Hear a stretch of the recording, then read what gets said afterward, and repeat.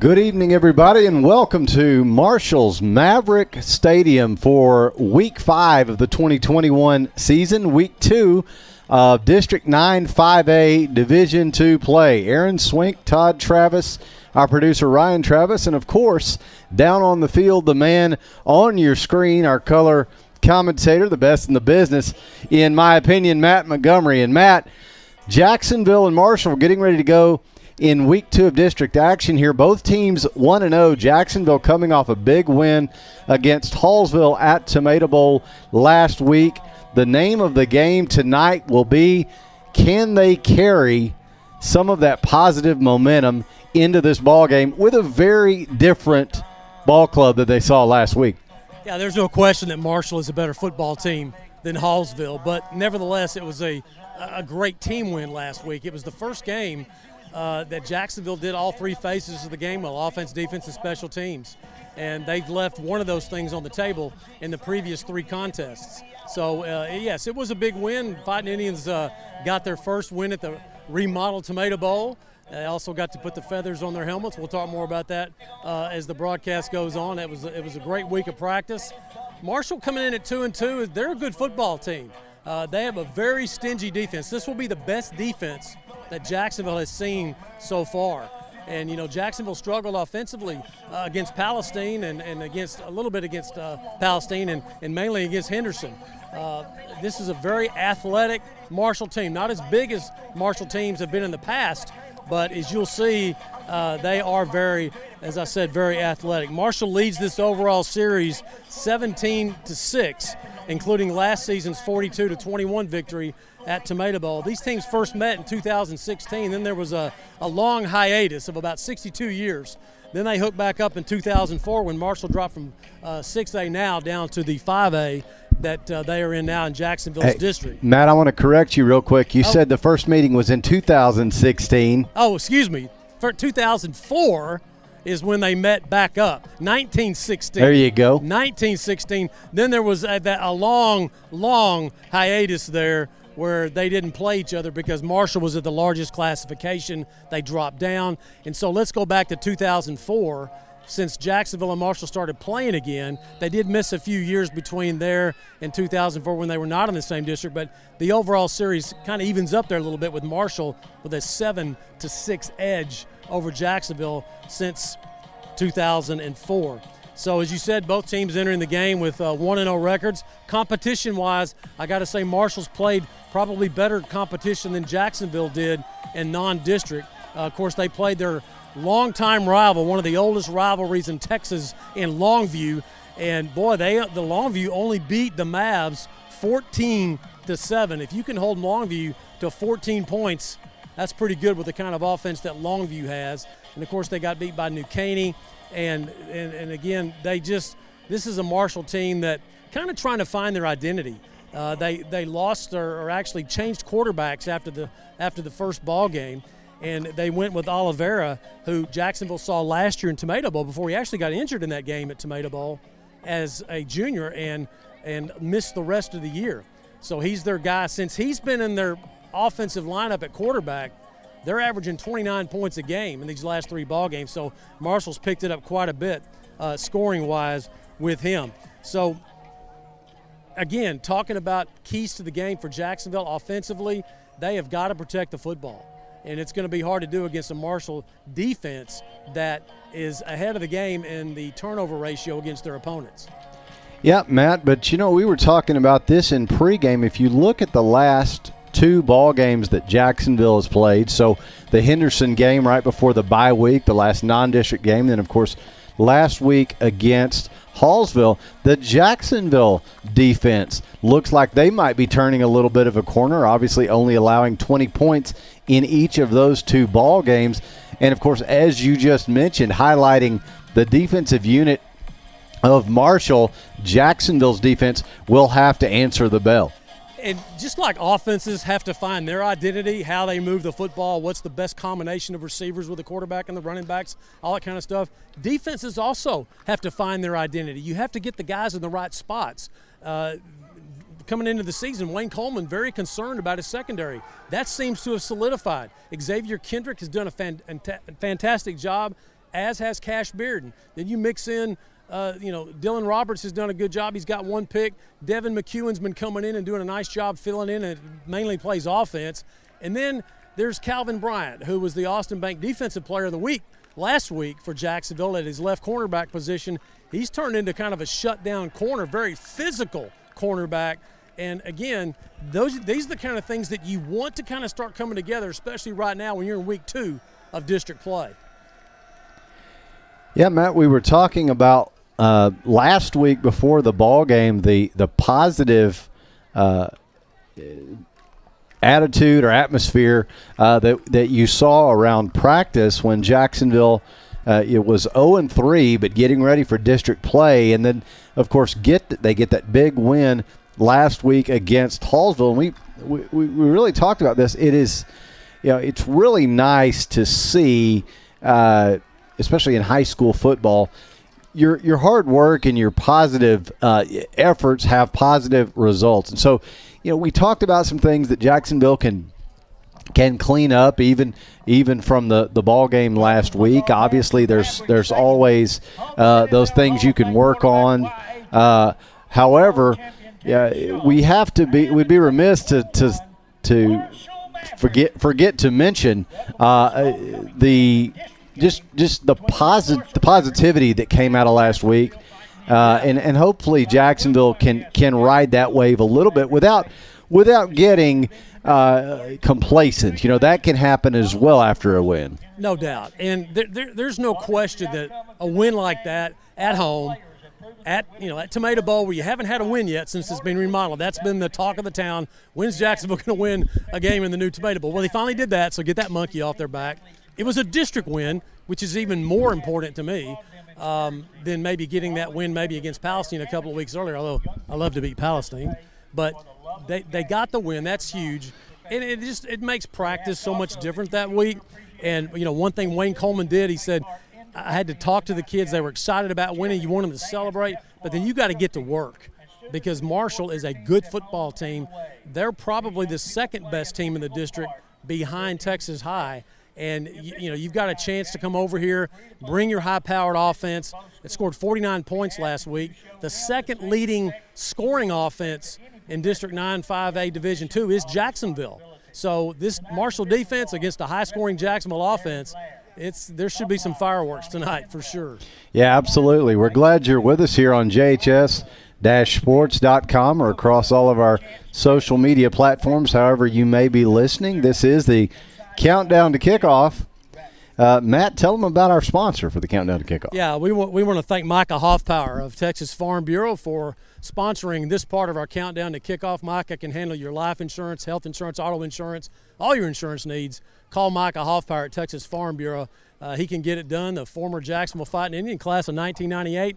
And we'll throw this in. He was a former Chicago Cub. Yes, he was. I was about to say, on top of all the insurance work that he can do for you, he could probably help you learn to hit a curveball if you needed that as well. So absolutely. Thanks to Micah for all of his support.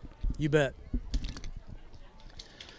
So we are in Marshall tonight. It's Jacksonville and Marshall, and the Jacksonville crowd sort of trickling in. Matt, we'll see how the Indian fans travel tonight. A little bit of a trek over here. This is a 6A stadium.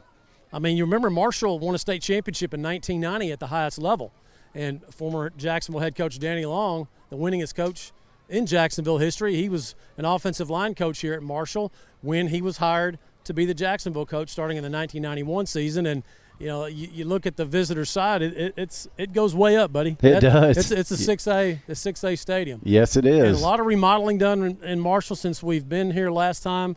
I think it was in 2018 in that monsoon, which as I look at the skies, they look a little cloudy, but hopefully they'll stay dry. Yeah, you've got your rain jacket. We did make sure you had you some protection there. Make sure of that. Yeah, absolutely. So it is homecoming tonight in Marshall for what that's worth, Matt. But it's always fun to have a chance to spoil the homecoming. It is, and if Jacksonville spoils this homecoming from Marshall, it would be I'll use the word historic. It's the homecoming game since 1985. Yes. Wow. That's kind of a little statistic there for you. And Marshall is 35-6 in district play since 2005. Think about that. Wow. 16 years, they are 35-6. That is consistency. Yeah, it's pretty impressive. Yes, it is. Jacksonville has definitely got their work cut out for them tonight. But look, if Jacksonville can put together the whole team unit, not have breakdowns in certain parts of the game, like special teams or just some defensive breaks, they can play with Marshall. But Marshall has a really good inside-out running game. They'll stretch the field. And Jacksonville's got to be prepared tonight to seal the edge, something they have struggled with. So as I get out of the way of I guess this is ROTC, I guess. I'm not sure. Yeah, it looks like it. This is part of the homecoming festivities. I feel like I should take my hat off or something here. But no, we're okay. I think we can continue to go. So statistically, again, a big year right now so far for Ryan McCown, about to start his 5th varsity ball game. He's averaging almost 300 yards a ball game, and his receiver Devin McEwen, who is, by the way, I was checking Devin's numbers receiving. He's on pace. He's only midway through his junior year, but he's on pace to break the all-time Jacksonville receiving record in number of receptions and total yards. So again, he's just midway through. I don't want to jinx him or nothing here, but he's having quite a career so far, and he's a go-to guy. And I totally believe that as we go further on this season, you will see double coverage on Devin McEwen, which opens up the door for some of the other receivers like Jermaine Taylor, who, by the way, has 11 touches for 5 touchdowns. 5 touchdowns, yes, he does. One of them was defensive, a scoop and score, but 10 catches as a receiver for Jacksonville. 4 of them have been for touchdowns. So you got Tony Pinson, you got Calvin Bryant.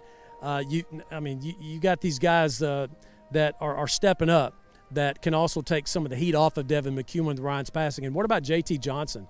Yeah, he's really stepped in for an injured Isaiah Maller, who unfortunately turned his other ankle last week in the Hallsville win.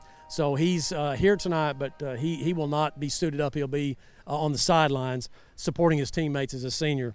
And so going to miss him, but boy, I tell you, JT's really stepped up, but a nice job, not just running the ball, Aaron, but JT's also shown some finesse catching the football out of the backfield.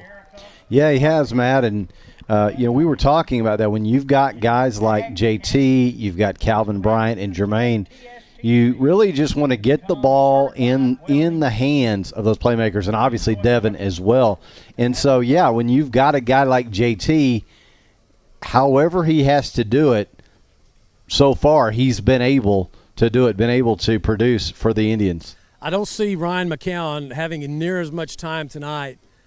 Maybe the Henderson game was an indication of what this game may look like. What does that mean? That means you've got to get the ball out of your hands if you're Ryan McCown. You probably won't have as much time to get back there and run around and do the bossa nova, as I call it, and look for receivers downfield, because Marshall's going to bring the hat, and they're going to come off the edge. So you got to execute your RPOs. You got to get rid of the football quickly, and you got to get that receiver, because you got that one split second where he's open. You got to get him the ball. That's going to be key. Yeah, and there were a few times last week where you did see Ryan be able to improvise and make plays when maybe those windows had closed a little bit. But as you said, Matt, this is the speed's going to be a little bit different. The competition is just different tonight. Yeah, it's going to be a challenge for the Jacksonville offense. Again, as I said to start the broadcast, this will be the best defense that Jacksonville has seen in Marshall. Now, on the other side of the ball, Jacksonville defensively, they have to tackle, Aaron. They can't go in and start grabbing guys around the shoulder pads. Marshall has the kind of running backs that they will just shake you off. You might get away with that against Hallsville and Henderson, but you can't do that against this Marshall football team. They will run the football. And their leading receiver, Domer Robertson, he has 11 catches for 255 yards and 3 scores. Ja'Cory Smith has 14 catches for 227. And one of my favorite names as a kicker is Buck Buchanan.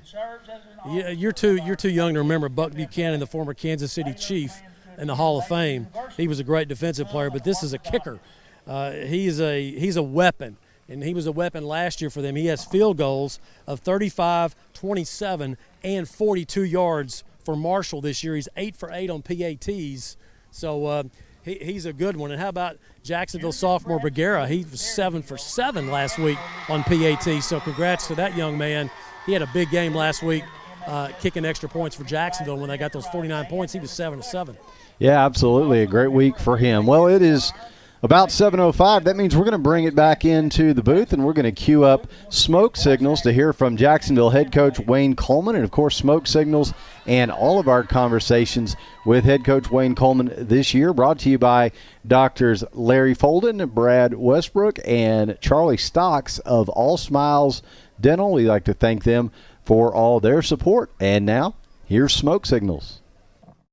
Dr. Folden, Dr. Westbrook, Dr. Stocks, and their dental team at All Smiles provide a wide range of dental services. This includes cleanings, fillings, crowns, bridges, implants, and cosmetic dental care. Call and schedule your appointment at 903-586-0741.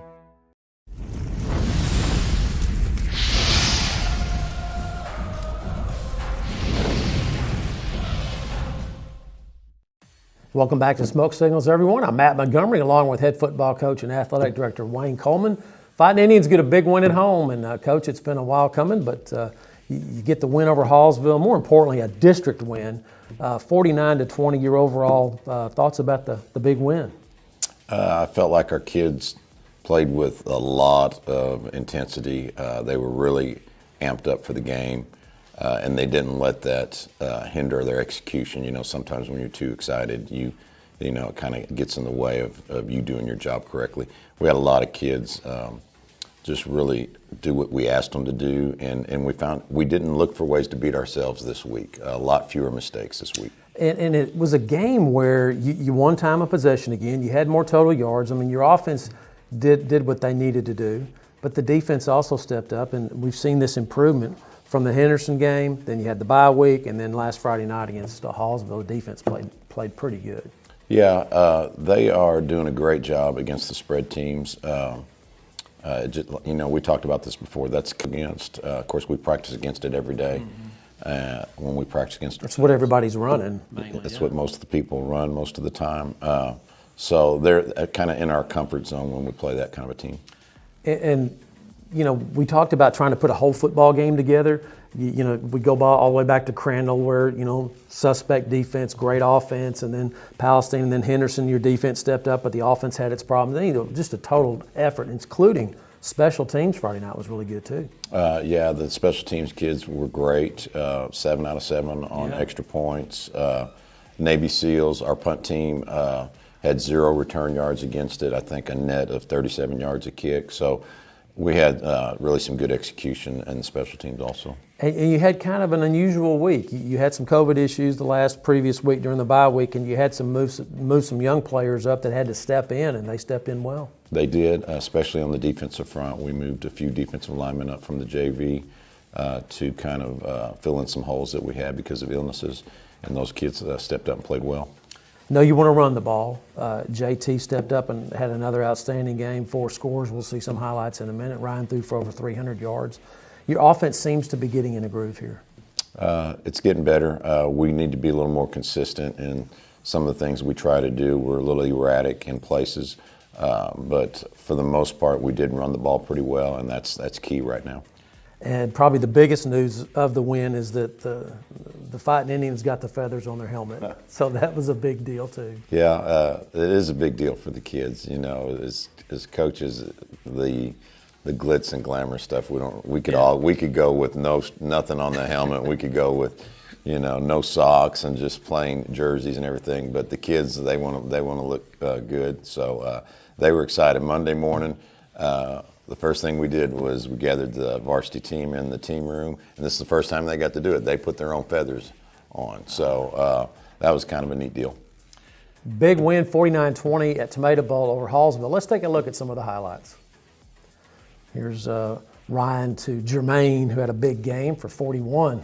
Nice run after the catch. Yeah, a really nice ball there by Ryan. Good read, good delivery. And this was really kind of a game changer right here. This is the congratulations play of the week. This scoop and score by Jermaine. Yeah, they threw the ball backwards there, and Jermaine was very alert and made a big play for us.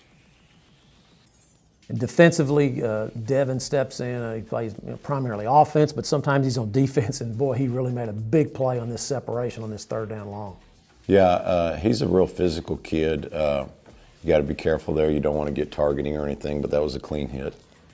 Here's Ryan move around in the pocket and then finding Devin. Nice spin move, 64-yard touchdown. Yeah, we were able to find a way to get Devin out of double coverage, and a little halftime adjustment there by Coach Moore and the staff, and to make that big play.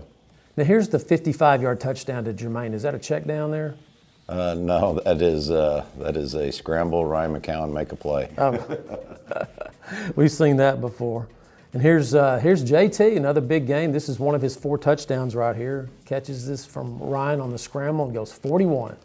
Yeah, it's funny. A lot of teams have the designed throwback to the running back there, and Ryan put that play in himself there and made a great play. Here's a nice breakup by Jalen McGowan. It was 3rd and long, and he comes in and knocks it away. Jalen made some big plays Friday night. Jalen and Jonathan Johnson really made some good plays at corner. Here's one of those beast mode runs by JT Johnson. This is one of our cleanest executed plays by the O-line. They struggled a little bit Friday night on some of their assignments, but on that particular play, they blocked it really well. It was the cleanest game you've played so far. No doubt. Took care of the football. No interceptions. We had the 1 fumble. Yeah, I don't know if we had any sacks. Defensively. Had a lot of pressures.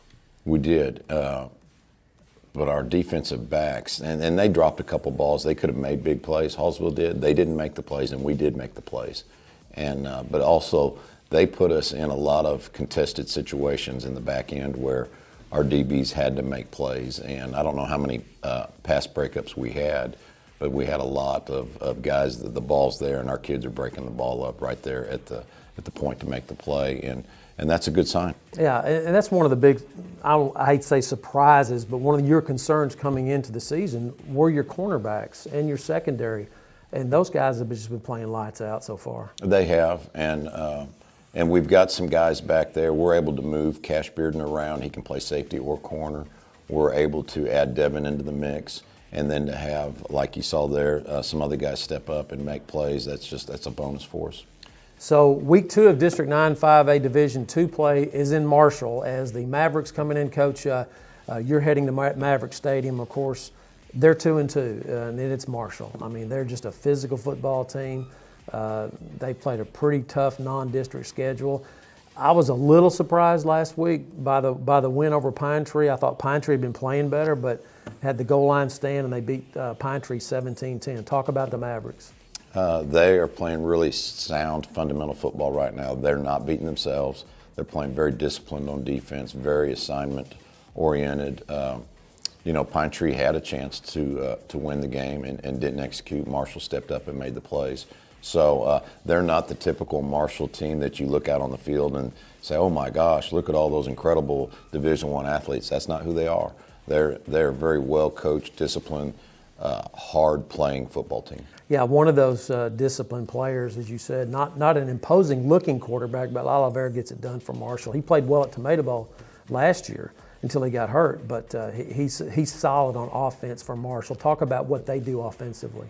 They're going to run the inside and outside zone, and the quarterback really does a good job of reading it. The running back is a tough runner, got big offensive linemen, so we're going to have to hold up on the front end there. Defensively, Marshall always has team speed. How will you attack them defensively? Because you know that they're going to probably want to put pressure on Ryan McCown as they've seen other teams do it, force him to get out of the pocket. Do you expect that Friday night? Yeah, they had a good game plan last year, so they've got to do is they've got to stop the quick pass game, and they know that, and we have to make modifications to that, and we're going to keep doing that. Yeah.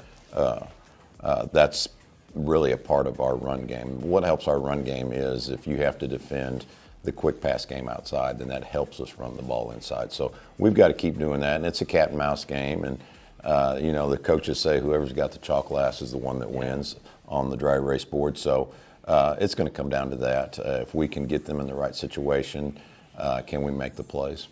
And that is a key for your offense, is for Ryan to get rid of the ball and distribute it, especially with a team like Marshall, who, I mean, they're going to try to bring it. And so the RPOs is what I'm talking about. Yeah. I know that's really important. Yeah, it is. And we got to keep improving on that. I mean, when I watch film of us and I see kids making plays, it's amazing how many kids have only played 4 varsity football games out there. We're still very young. And, I mean, this team is going to be loaded next year, but we're not satisfied with that. We want to keep making strides every week and get these juniors and some of the sophomores to step up and keep making plays. And, you know, by the middle of the season where we're getting to here, you're not really a first-time varsity football player anymore. It's time for you you've got your feet wet. It's time for you to get in there and make the plays. So what are the keys to beating Marshall? Yeah, well, first, it's like it was last week. Don't beat yourself. And really, that's what Marshall did against Pine Tree, and that's what we did against Hallsville. If you watch our game, we caught all the deep balls. Hallsville dropped 2 or 3 deep balls that could have been touchdowns for them. That game could have been a shootout instead of ending up a 29-point win. It could have been down to the wire. Same thing with Marshall and Pine Tree. When it came time to make the play on the 1-yard line, the Marshall defense made the play. And that'll be a challenge for us. Getting into the red zone is one thing, getting the ball in the end zone against their defense. So I would say red zone efficiency, don't beat yourself, take care of the football. And Coach, lastly, I know that, you know, getting a win, especially a district win, is really big. But getting a win after having 3 tough losses emotionally, how is your team right now? I mean, obviously practice has been a lot better this week after getting a win like that. But how important is that emotional part of getting that W out of the way at Tomato Bowl, getting the feathers back on the helmet? How did that put a step in the kids' walk this week in practice? Well, what you got to be careful of is patting yourself on the back and saying, we got the W at the Tomato Bowl, hey, we got our feathers. And not when you're thinking about that, you're not thinking about, okay, now what does Marshall do on 3rd down and 1? What does Marshall do on 3rd down and 10? You got to focus on what's ahead of you and quit looking in the rearview mirror. That stuff's past. We got to get ready. As always, we'd like to thank All Smiles Dentistry for sponsoring all of our conversations with head coach Wayne Coleman. Jacksonville Marshall kickoff coming up at 7:30.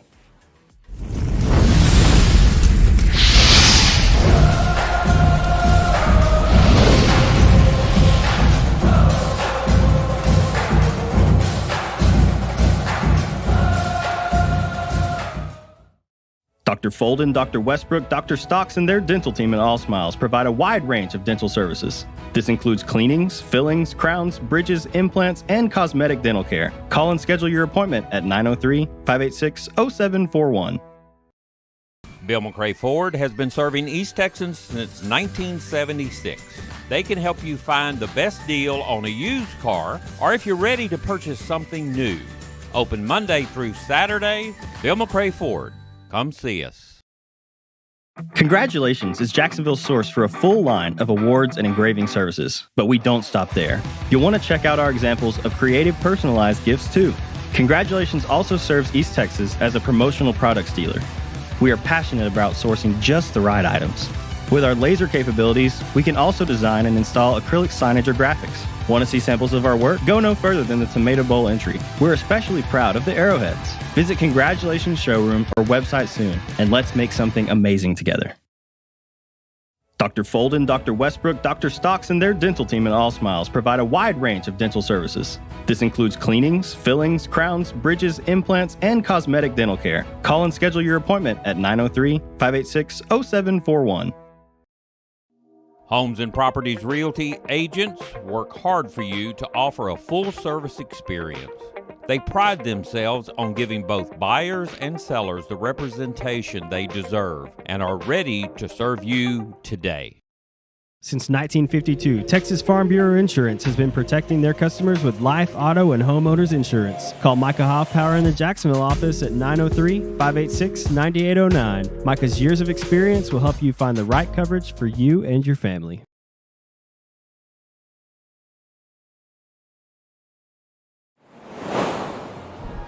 And we are back live here at Marshall's Mavericks Stadium. The Marshall High School band just finishing up playing their alma mater. We're getting closer to kickoff here, Matt. Jacksonville and Marshall, week 2 of district action, and the Indians again, trying to build on their momentum from last week, that big win over Hallsville. Yeah, anytime you're 1-0 in district, that's a great start. You didn't have a very good non-district slate. You had a couple of tough losses, 3 losses actually, but you felt like in at least 2 of those games you had a chance. The Palestine game, that was a bad night. But you are 1-0, and you're right there, and so you can take care of your business here in Marshall. And looking around the district tonight, Aaron, Texas High, probably the leader in the district. Everybody's looking at them. They're ranked number 9 in the state of Texas. They are just down the road here in Hallsville playing the Bobcats. And White House tonight is up at Mount Pleasant. So the White House Wildcats 0-4, unusually tough record for the Wildcats. They're 0-4, and they're at Mount Pleasant. And Pine Tree, this is a big game, probably the biggest game as far as matchups go in the district is Pine Tree at Nacogdoches. Those teams right there, they believe this is the year for those teams, they believe, to fight for maybe a 2 or 3 spot in district play. So they play at Dragon Stadium tonight. So we'll be keeping tabs on all those ball games. Fightin Indians come out of their run through as I'll slide down here and kind of get out of their way. Fans, don't forget this part of our countdown to kickoff is brought to you by our good friends Gene Brumelo, Jacksonville class of 1967, and his daughter Ann Farmer, class of 2006. We appreciate Gene Brumelo and his daughter Ann Farmer of the South Jackson Dairy Queen for sponsoring this part of our countdown to kickoff. Go down and get your Blizzard. They are good. And it's kind of dry down here, Aaron. I'm feeling like a blizzard right now. I'd like to have one. There you go. So hopefully it'll stay dry down there for you, Matt. We were talking about this cloud cover. Sorry about that little cut out there as I get the handshakes going. So, fans, we apologize for any technical glitches you hear tonight. Sometimes you go to these away games and you just don't know what you're going to be getting into. So, our producer, Ryan Travis, is doing his best to kind of get the static out, but we apologize for the pops. So here comes Marshall on their homecoming as the homecoming festivities were done before the ball game, as most teams do now. You remember the halftime shows on the homecomings? Oh, yeah. Oh, they just lasted forever, and the teams would be out warming up in the end zone. With their hands, when is this going to be over? So they do all that stuff pregame now, and I think that's much better. So it does, because it is, because you don't want to take away from any of the students that are being recognized as well, but you also don't want to make that halftime drag on longer than it has to. So I think that's the best, sort of the best compromise, and most schools have gone to that, and I think it works a lot better.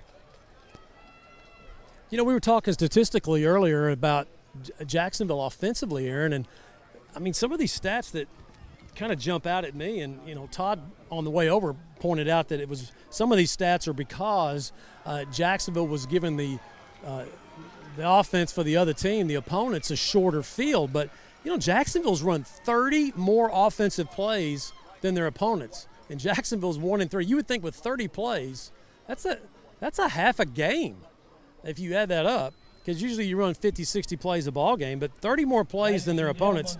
And Jacksonville's averaging 405 yards a game offensively, and their defense is giving up 393 a game. So, again, statistics don't always matter, but as we have a moment of silence here, hang on. Dear God, thank you for the opportunity you have given us to be here today. Thank you for another glorious day in your presence. I pray that you watch over the football players, drill teams, cheerleaders, color guards, fans, and everyone else here tonight. Lord, I pray that you keep everyone safe and allow safe travels home after the game. We are so thankful for all that you have done and you continue to do. We give all glory to you, God, as we give you thanks and we give you praise. In Jesus' name I pray. Amen. Please remain standing as we honor America. Senior chorale and madrigal member, as well as Texas All-State Choir member, DeAndre Jernigan sings God Bless America.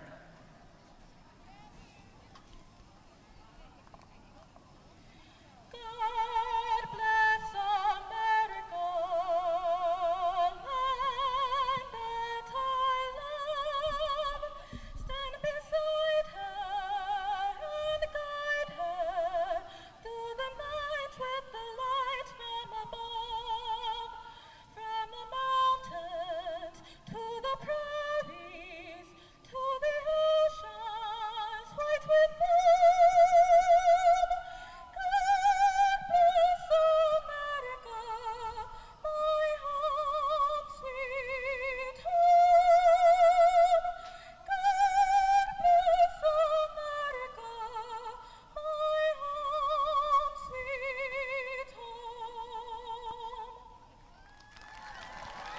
Oh, that was impressive. How about that? Wow. An all-state choir member here from Marshall High School. The midfield, as members of the Junior ROTC, present our colors, and your Big Red Pride plays the national anthem. Now the Marshall High School band with their national anthem.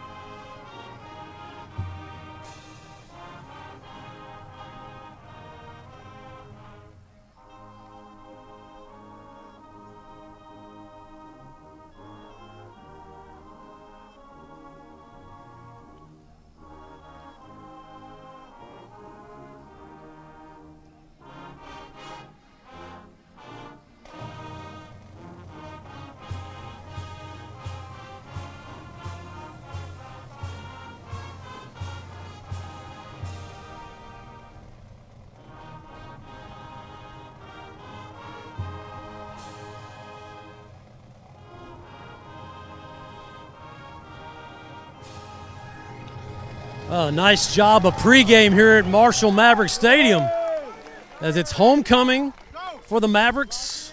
The Jacksonville Fightin Indians trying to do their best to break a homecoming streak that is pretty long, Aaron. If you missed it earlier, Marshall hasn't lost a homecoming game since 1985.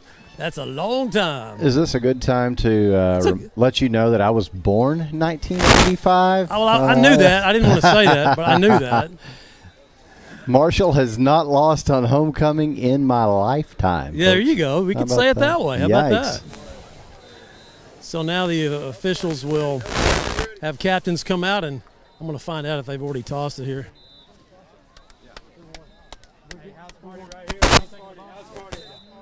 So Wayne Coleman just told me that I'm going to spoil it for our, I'm going to spoil it for our viewers here. The coin's already been tossed. As Calvin Bryant for Jacksonville comes out along with J.T. Johnson, the two seniors representing Jacksonville as captains. Representing the Marshall Mavericks is Bo Burris, wide receiver, a senior, with some of his friends. I like to look at Calvin Bryant shaking hands with the youngsters right there. I like that. That's got to be a thrill for those kids. You know, they look up those players like those are men to them, you know. So Jacksonville won the toss. I was getting to that.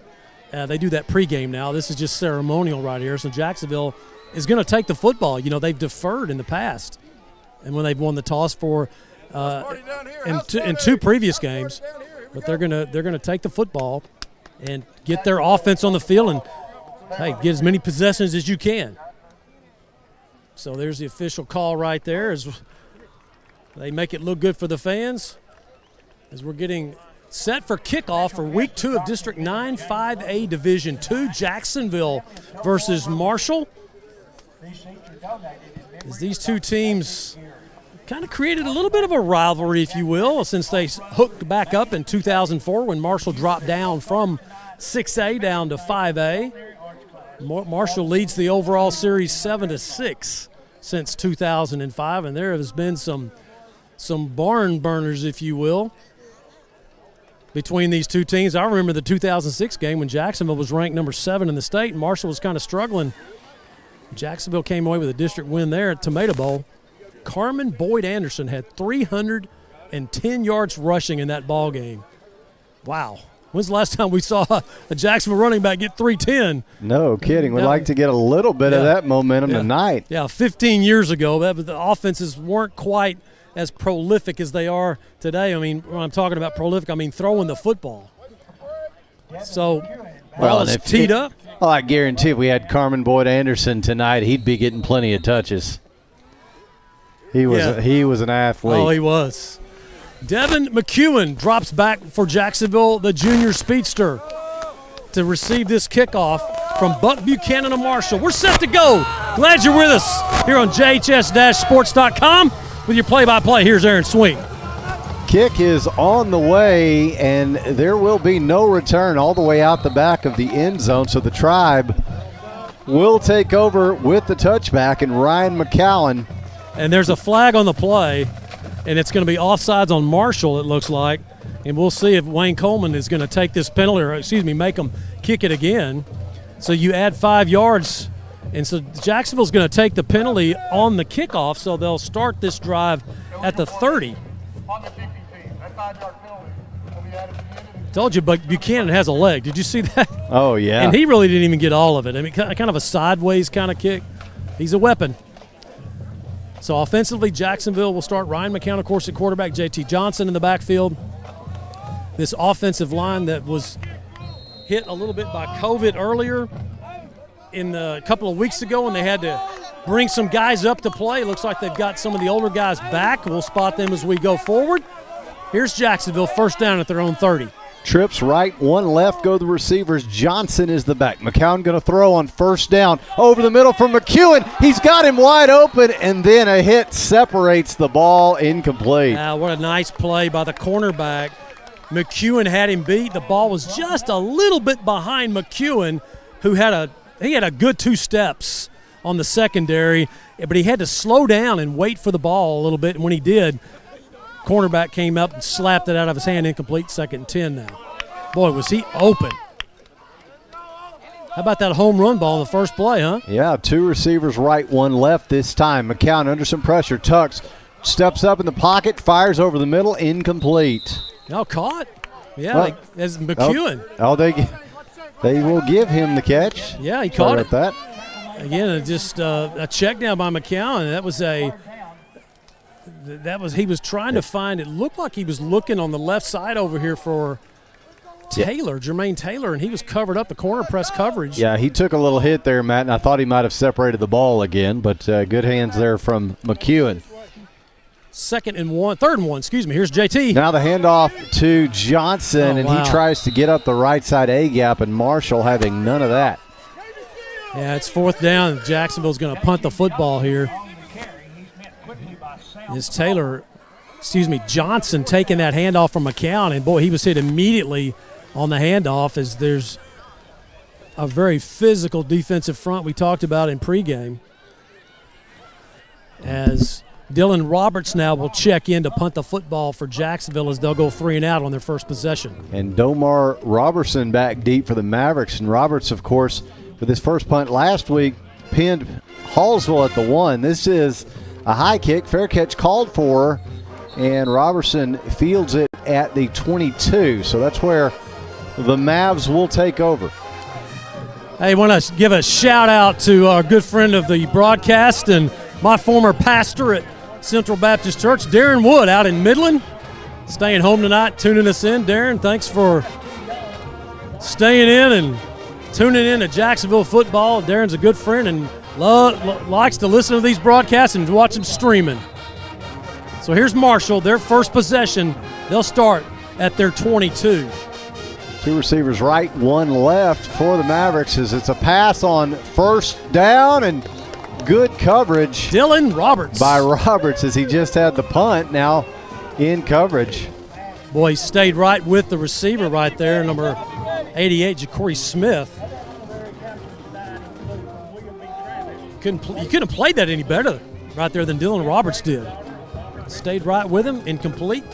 Both teams coming out, throwing the ball on first down deep.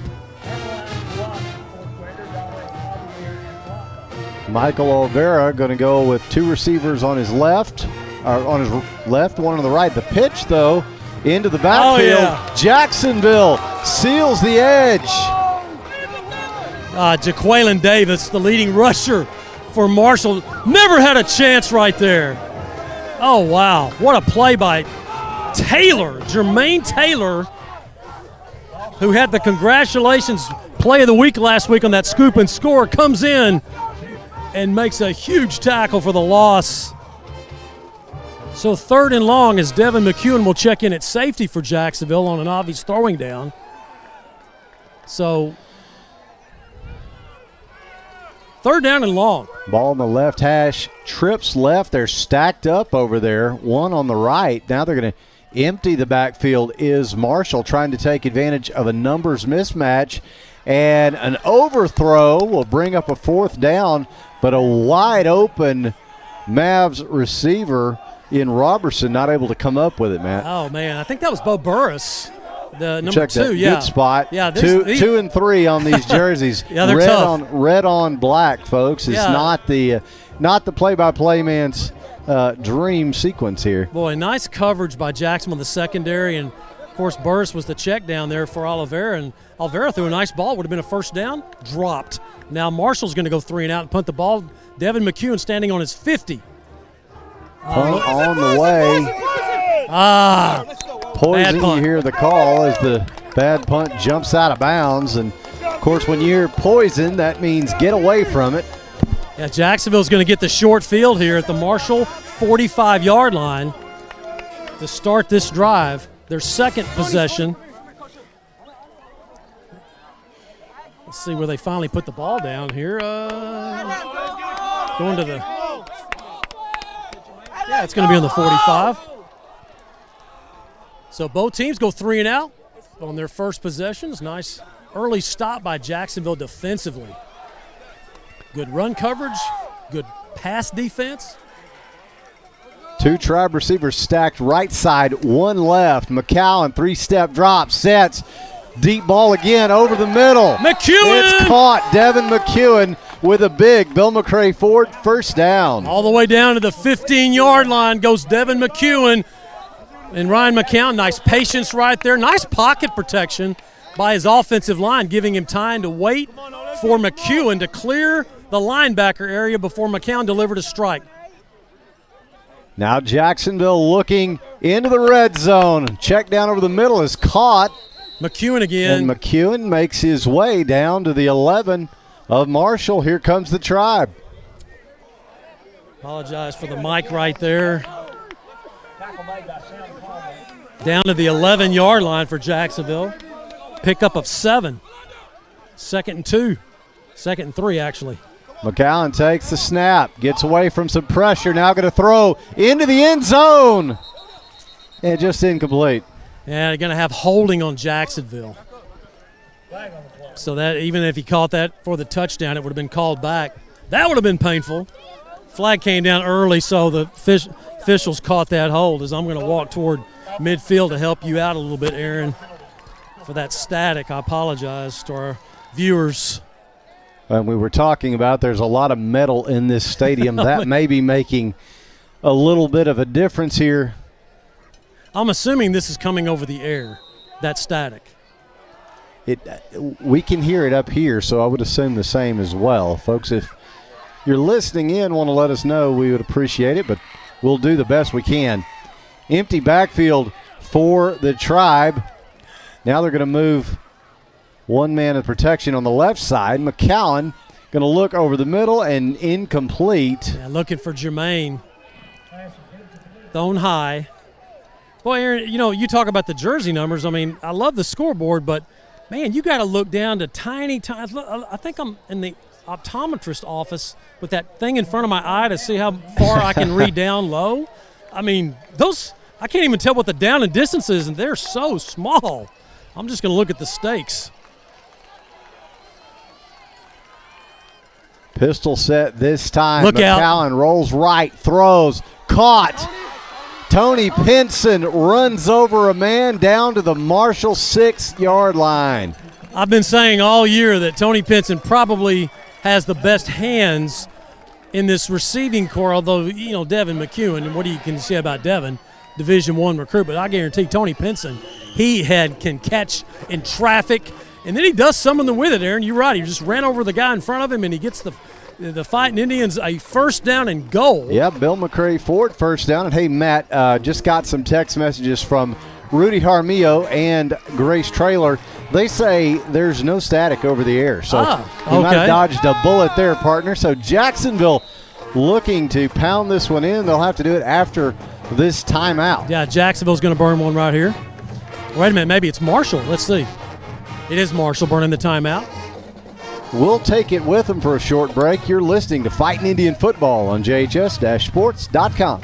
Since 1953, Hubert Glass Oil has been serving East Texans the finest automotive fuels and lubricants.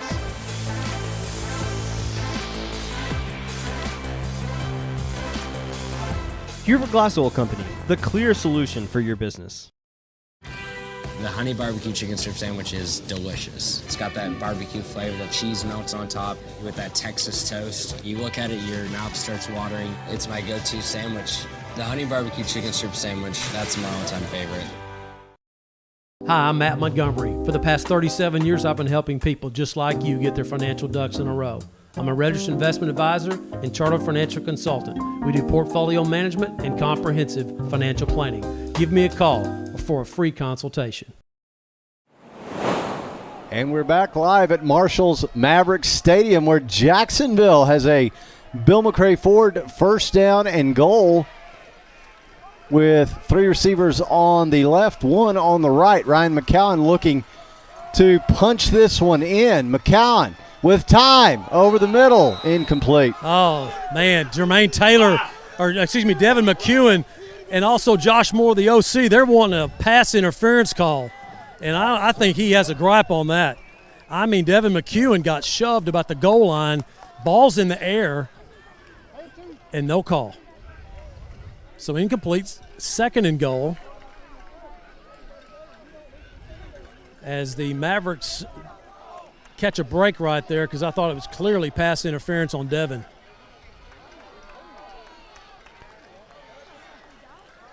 So back to work on 2nd down. Pistol formation for the Tribe. McCowan rolls right, looks, throws, and incomplete. Okay, so 3rd and goal. As this field really shrinks when you get inside the 10-yard line. You have so much space to work with, working the ball down, and you know the red zone it's been an area where Jacksonville has struggled. And Marshall, of course, they had the big goal line stand last week against Pine Tree to win that game 17-10. Pine Tree was going in to try to tie it up, and they were inside the 5 with 4 plays, and they didn't get it in. So it's a pretty stingy Marshall defense inside this 10-yard line. 3rd and goal now for Jacksonville. Right hash, 2 receivers each way for McCowan. He's got Johnson in the backfield with him. Ryan gonna throw into the end zone. Touchdown! It's caught! Touchdown, Indians! Jacksonville! Devin McEwen with the catch in the corner. What a throw by Ryan McCowan. I mean, he rolled out just a little bit and he said, oh, I got to get rid of it. And he throws a laser beam to the junior Devin McEwen for the score. So here's Aaron Bagera out of the hold of Ryan McCown to try to put the Indians up 7-0 here in the first. Extra points are brought to you by Homes and Properties Realty. Bagera was 7 for 7 last week. He's 1 for 1 so far. So Jacksonville now leading Marshall by a score of 7-0 after a great drive. And we will take a short break and come back for more Fightin Indian football on JHS-Sports.com. Gene Bromlow, class of 66, and his daughter Ann Farmer proudly support Jacksonville athletics. Come on over to the South Jackson Dairy Queen and get one of their world-famous blizzards. Dairy Queen, where happy tastes good. Tonight's game statistics are sponsored by Randy Gorham, CPA. Randy Gorham, CPA, the source for your accounting and income tax needs since 1984. Since 2004, Legends Old Time Burger Cafe has been the home of Jacksonville's best old-fashioned hamburgers. Hand-battered chicken strips, chicken fried steak, fries, and onion rings are the best around. Legends, home of Jacksonville's best old-fashioned hamburger. And we're back live at Marshall's Maverick Stadium. 7:31 to go first quarter. Our score, Jacksonville 7 and Marshall nothing. How about that, Matt? The Fightin Indians with a good drive, and they finish it off with a big score to Devin McEwen. Nice play. Good drive. Here's the kickoff by Bagera. It's a high pop-up. Far side, fair catch called for and made. at about the 42-yard line, so that's where the Mavs will take over. Boy, nice job by Bergera. You know, Bergera's starting to become a little weapon for Jacksonville. Yeah, that he is, Matt. 8 PATs in a row now, and nice pop-up right there. It gave Jacksonville an opportunity maybe to get something. You're just trying to get something bad to happen right there. They get a chance to fair catch it, and it's worth, instead of maybe at the 30, you give it to them at the 43 where Marshall has it now for their second offensive possession. They went 3 and out on their first one. So Olvera brings the Mavs back to the line. The handoff is straight ahead. Jacksonville has got to make a tackle. That's what I'm talking about. As that is first down yardage into Jacksonville territory. Excuse me, this is their third offensive possession. They went 3 and out on the first 2, and that run right there was indicative of what Jacksonville has struggled with in tackling this year. They still, you can't tackle around the shoulders, not at this level. The Indians had that play covered pretty well. They got down the line laterally well, but they got to make that tackle, Matt. Yep. So now Olvera will hand off straight ahead again, and down inside the 40 they go. Yeah, this is a very large offensive line for Marshall. 263, 270, 285, 240, 270. There you go. Some big boys up there. Some healthy young men. They're not eating chicken noodle soup over here, I can tell you. So pick up a 7 on the play, 2nd and 3 now for Marshall at the Jacksonville 39. Olvera takes the shotgun snap, going to fake the handoff this time, throw over the middle. Caught. And it's caught. Yeah. A diving catch. It's a big fella. Ja'Cory Smith, the second leading receiver for the Mavericks, makes the catch at the Jacksonville 20. Another first down for the Mavericks, a drive that started at their own 43 is now, in 3 plays, is down to the Jacksonville 20. Indian defense needing to make a stop. Handoff straight ahead. Nice. This time a good tackle made. Heck of a play by Darian Hinton, the Mike linebacker for Jacksonville, stepping up in the gap and not just waiting for the running back. He went for him and gets him at the line of scrimmage for no gain. Yeah, that was Jaqueline Davis that met Darian Hinton violently. And it was a good tackle by Hinton. He stripped him down to his waist and pulled his knees together and just punched him to the floor, if you will. Yeah, very technical tackle there, which is what Jacksonville needs. Olvera going to roll to his right, throw. It's got a man. It's caught. And that's going to be first down yardage. That's Ja'Cory Smith again with the catch. Yeah, Marshall now into the Jacksonville red zone. So that's going to give Marshall a 1st and goal. Let's see the spot here. If they get it inside the 10, it'll be right at the 10. No, it's going to be at the 9. So 1st and goal as Calvin Bryant will check in defensively for Jacksonville. The 6'3 senior will come in at left cornerback to try to get on Ja'Cory Smith, who's had 2 big catches on this drive to get Marshall an opportunity to tie this thing up. Yeah, we'll go under the 5-minute mark of the first quarter as they snap the ball here. Man in motion from the right to the left. The handoff is straight ahead to Davis, and he barrels down inside the 5. Aiden Gay with the tackle as Dominic Bowens will check in for Jacksonville, a freshman. Not many freshmen play varsity football, but there's Dominique coming in at 5'9", 230 on the defensive line for Jacksonville as the Mavericks knocking on the door, 2nd and goal, Fightin Indian 4-yard line. Yeah, glad to see Dominique on the program this week so we can give him his recognition. Empty backfield now. Olvera over the middle into the end zone. Caught. And it's caught Ja'Cory for Smith. the score. And Ja'Cory Smith, the man of the drive. Kind of a beast mode drive for Ja'Cory Smith, huh? Yeah.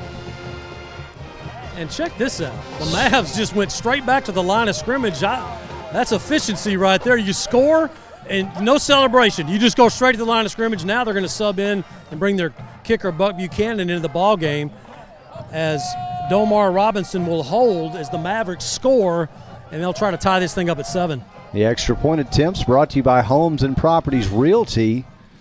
The first attempt from Buchanan is on the way, and it is good. Wow. And what a leg he has got. 14 touchbacks this year. Oh, wow, that's a lot.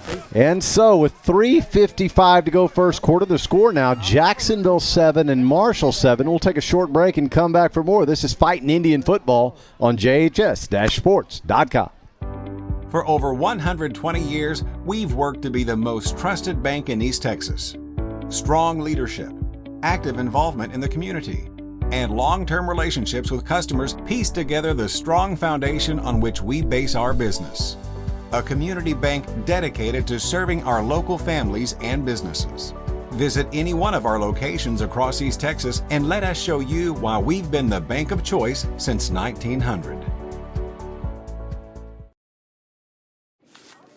That 100% beef Whataburger takes 2 hands and all of your attention.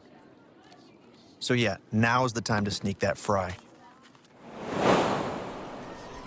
And we're back live at Marshall's Mavericks Stadium. Just under 4 minutes left to go here first quarter. Tie ball game 7-7 with the Marshall scoring drive summary. Their first of the ball game. Here's Todd Travis. Todd. It was a 7-play drive covering 58 yards, finishing with a touchdown, making the score 7-7. And Buchanan, the kick on the way, and again another touchback. That is now 15, I believe, Matt, on the season for Buck Buchanan. Exactly. Thanks to the chain crew here at Marshall Mavericks Stadium for giving us that little statistic. Before that kickoff, he had 14, so that was the 15th touchback for Buck Buchanan. As I said, I remember him last year. The guy can boot. He's got 3 field goals, 29, 37, and 42 to his credit. Matt, while we're giving shout-outs to Indian fans, got to give a shout-out to the Lewis family tonight. My Aunt Jan, Uncle Tim, Cousin Carson, and his kids Cooper, Jackson, and Olivia. Jackson really getting into Fightin' Indian football, and he's loving the ball game tonight, so we're glad to have the Lewis family listening in. Always. So Wayne Coleman did not like the look right there, and he's going to burn Jacksonville's first time at Aaron. Let's take a break. We'll take a short one and come back. This is Jacksonville Fightin' Indian football on JHS-sports.com. Hi, this is Ben Peacock, proud principal of Jacksonville High School. On behalf of the awesome students and staff members at JHS, I'd like to say thank you for watching tonight's game. From exceptional academics to a robust catalog of extracurricular programs, our campus provides a truly impressive array of opportunities for all Jacksonville students. For more information about Jacksonville High School, please visit jisd.org. Dr. Darwin Dar and his staff. And we're back live as Ryan McCowan brings the Fightin' Indians back to the line. Empty backfield, trips right, one receiver left, one protection man left side. The pass to the left side is caught. Big Bill McCray Ford, first down. The ball came out, but I think they're going to say he was down. So there's the Bill McCray Ford first down as they move the chains. Hang on just a second. We got an injury with JT. He's coming over to the bench. Came down. No fumble. The ground can't cause the fumble. He does pick up a first down. Nice pickup of 22 yards from Ryan McCown. He's getting checked out. I think he got poked in the eye, or he might have got one of those pellets in his eye. That's what it looks like. He should be okay. So now McCown going to hand off. Big shot after a little, here he gain comes. there. But yeah, that's what it was. It looked worse than it was. JT Johnson will check in. And by the way, that was Rayshawn Allen with the carry for Jacksonville, his first of the year. But no gain on the play. JT will check in. I think he got one of those pellets in his eye because they were stretching that, they were pulling that skin down under his eye and popped right out. He's back in the game. 2nd and 10 now at the 42 of Jacksonville. 2 Indian receivers each way for Ryan McCown. He drops back. Here comes the pressure. He's going to have to check down over the middle. Got his man. You see those hands? Oh, Tony Pinson. I love you, man.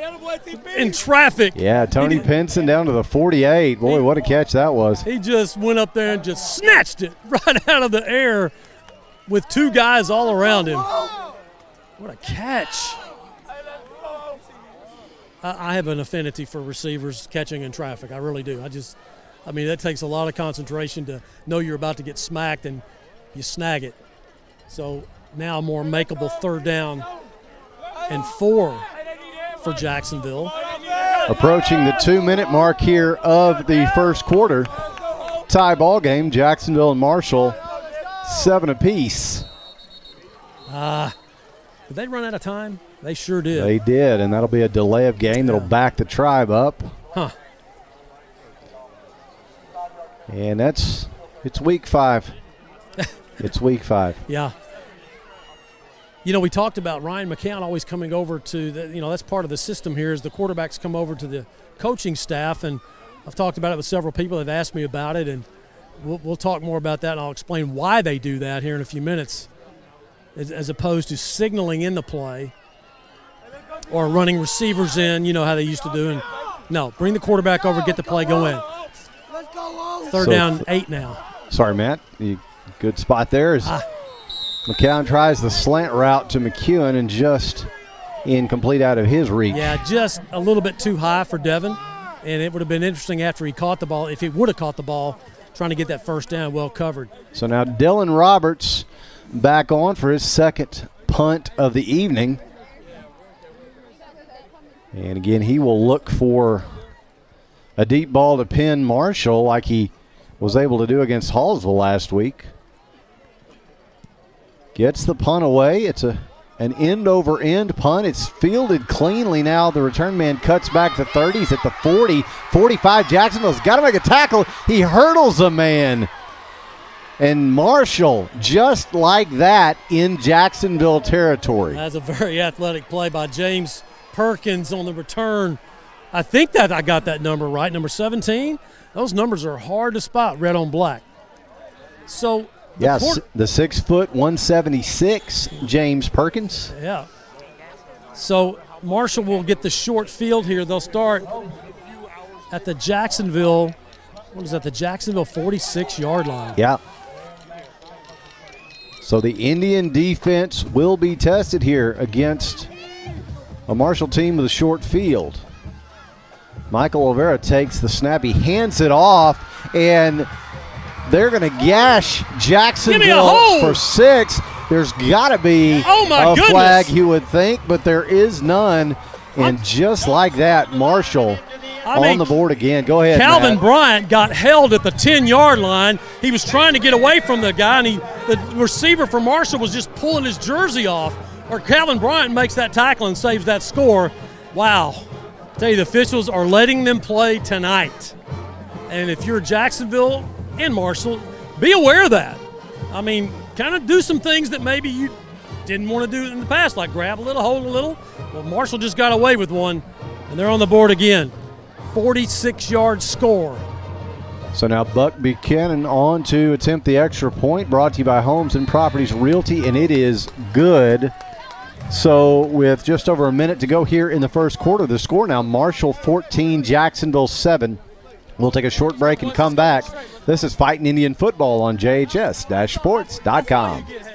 As ETMC joins the UT Health family, we're bringing a new vision of healthcare to East Texas, where the brightest minds in academics and medicine work together to treat the most complex health challenges and improve lives, where access to world-class medicine and cutting-edge technology will bring health, hope, and a brighter tomorrow. We are UT Health East Texas, advancing healthcare together. Bill McRae Ford has been serving East Texans since 1976. They can help you find the best deal on a used car, or if you're ready to purchase something new. Open Monday through Saturday. Bill McRae Ford. Come see us. And we're back live at Mavericks Stadium in Marshall. The home team now leading Jacksonville by a score of 14-7 with the quick strike Marshall scoring drive summary. Here's Todd Travis again. Todd? One play, 46 yards, and the big run for a touchdown, putting Marshall up 14-7. Yeah, offensive line for Marshall getting it done in that first quarter. They're starting to assert themselves running the football after going down 7-0 to Jacksonville, 14 unanswered. And another touchback from Buck Buchanan. What else is new? Number 16 for the year, as we keep count for you. What I was saying earlier about the quarterbacks for Jacksonville and their whole program, the quarterback runs over to the coordinator or the coach at the sub-varsity level, and the reason they do that is because they can talk to him. They can tell him, run, wiggle, waggle, post, whatever, and they can talk to him and say, but I want you to watch this, and I want you to watch this. And they're able to communicate with him more than just a signal. And I said, man, but they're running about a mile extra to the ball game. He said, Matt, these guys are 14, 15, 16 years old. They can handle it. Oh, to be young again. Yeah. Jacksonville back to work. Oh, McCowan fumbles the snap. He's got it back, though. Got to get rid of the ball over the middle. He does, but it's intercepted. This is one of those learning plays, a learning experience for Ryan McCown right here. Sometimes you have to eat the ball and wait for another play. And he'll learn from that. That's his 4th interception of the season, as fumbled the snap. It was low, picked it up and tried to make a play and threw it behind Tony Pinson. Marshall gets the pick, and now it gets interesting for Jacksonville as their defense now has to be called upon for another short field. They'll start this one about where they started the last one. Yeah, the Jacksonville 42.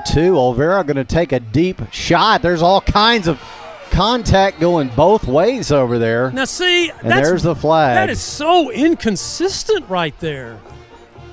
I mean, Calvin Bryant isn't doing. He's running along with the Marshall receiver with his hands up in the air, Ja'Cory Smith of Marshall, and he's not making contact. He's just got his hands up. You can do that. You don't have to be. You can screen face guard that way. Oh my goodness. And then they don't call pass interference on the goal line down there on Devin McEwen. Well, and it looked like Ja'Cory Smith was the one making the contact. Let's see which way this goes, Matt. Well, they're going to call it on the defense. I don't think there's any question that we're going to call that on Calvin Bryant because, he had his hands up and officials threw the flag and, man, we got 14 seconds. What is that? I can't see that far. Is that 50 seconds in the first quarter? Yeah, 54. 54 seconds, and I'm already frustrated with the officiating. That's a record. Oh, man. So first down, Mavs at the Jacksonville 26. So 2 receivers on the right, 1 on the left. Another deep ball, 1-on-1, and incomplete. Now, what was different about that one? That's the same thing Calvin did on the other one. Oh, we got an injured Jacksonville player on the field. Not much, partner. So let's see who that is right there. Is that Big Boyd? It appears to be one of the linemen. 21? Is it 21? I can't see who that is. So let's take a break right here. Yeah, we'll step away. You're listening to Fightin Indian Football on JHS-sports.com. Our one-of-a-kind mushroom Swiss burger is back. And now it's an all-time favorite. You're going to love this burger. That au jus sauce on top. The creamy au jus sauce. Every bite's perfect. It's not just a mushroom Swiss burger, it's a Whataburger mushroom Swiss burger. Hi, I'm Matt Montgomery. For the past 37 years, I've been helping people just like you get their financial ducks in a row. I'm a registered investment advisor and chartered financial consultant. We do portfolio management and comprehensive financial planning. Give me a call for a free consultation. Congratulations is Jacksonville's source for a full line of awards and engraving services. But we don't stop there. You'll want to check out our examples of creative... And we're back live here at Marshall's Mavericks Stadium. Marshall threatening again. Dominic Bowen's the injured player, Aaron. He's okay, though. Good news for Jacksonville. Handoff straight ahead to Davis. Jacksonville bottles him up. And that's filling the gap right there, that A gap. And a nice job by Jacksonville. Dylan Roberts coming in from his safety position, getting up the bottom of the pile as the Indians doing just a heck of a job right there. Caden Franklin up front, Aiden Gay. Of course, Hinton, always in the mix in there. And his younger brother in there is Zadarius Hinton. The age of Zadarius is in the game. He's at right. There you go. He's at right tackle defensively. It's always good when you got a couple of Hintons in there on defense. You know what I'm saying? Yeah. Shout out to their dad, Sean, huh? Yeah, he was a great player back in the day. Yes, he was. Played a little college football in Louisiana. So that's going to be the end of this quarter. At the end of one, our score, the Marshall Mavericks 14, your Fightin Indians 7 as they switch ends here. We'll take a short break and come back. You're listening to Jacksonville Fightin Indian football on JHS-sports.com. Since 2004, Legends Old Time Burger Cafe has been the home of Jacksonville's best old-fashioned hamburgers. Hand-battered chicken strips, chicken fried steak, fries, and onion rings are the best around. Legends, home of Jacksonville's best old-fashioned hamburger. Hi, this is Ben Peacock, proud principal of Jacksonville High School. On behalf of the awesome students and staff members at JHS, I'd like to say thank you for watching tonight's game. From exceptional academics to a robust catalog of extracurricular programs, our campus provides a truly impressive array of opportunities for all Jacksonville students. For more information about Jacksonville High School, please visit jisd.org. Welcome back to Mavericks Stadium in Marshall as we get set to begin the second quarter. Marshall leading Jacksonville by a score 14-7 and driving again. Olvera going to go deep on the right side. Got a man wide open in the end zone. Incomplete. Oh, wow. Dylan Roberts comes in and cleans it up after getting beat. That was third down, so it's fourth down now. And we'll see Buck Buchanan come out. Let's spot this right here. It's going to be a 40-yarder at least, maybe 41, as Dylan Roberts comes in and slaps the ball away, so saving the score. So he'll spot this one at the 31, so it'll be a 41-yarder. And so Buchanan, who's got 16 touchbacks, we know he's got the leg. Field goal attempts brought to you by Homes and Properties Realty. There's movement. We'll do this again. Oh, man, he made a 50. He made that. That would have been good from 50. Oh, yeah, he nailed it. Oh, my gosh. Jacksonville has got to watch the ball. I do not understand what is going on with their with the defensive when they're trying to block the extra point or block this field goal. Guys aren't watching the ball. You see like 3 or 4 guys just getting off sides. So now it's going to be a 36-yard attempt. No, they called it. Oh, wow. Procedure against Marshall. Wow. I'm sorry. Maybe those 4 guys jumped because Marshall moved. They were drawn off by the movement. Yeah, what do I know? But, Buchanan, he's got the leg, so we'll see. So this will be interesting for Jake Greidel, the coach for the Marshall Mavericks, as he's going to be thinking about this right here now. Do you play a little field position? No, he's got him out there. He's going for it. This is a 46-yarder. We're going to call it 45 because it's going to be right about the 35 where he puts it down. Extra point brought to you, or the field goal rather, brought to you by Homes and Properties Realty. The kick, oh my gosh, is on the way. That was good. It is good. From 55, that would have been good. What a leg on that dude there. And so from 45 or 46, they announced in the stadium, it is good. So the score now, Marshall 17, Jacksonville 7. We'll take a short break and come back for more Fightin Indian football on JHS-sports.com. Dr. Darwin Dar and his staff at Dar Chiropractic specialize in family chiropractic care, exercise rehab, digital x-rays, nutrition and weight loss programs, decompression, and chiropractic wellness care. Located down the street from the Tomato Bowl, Dar Chiropractic. They can help you feel better. Since 1953, Hubert Glass Oil has been serving East Texans the finest automotive fuels and lubricants.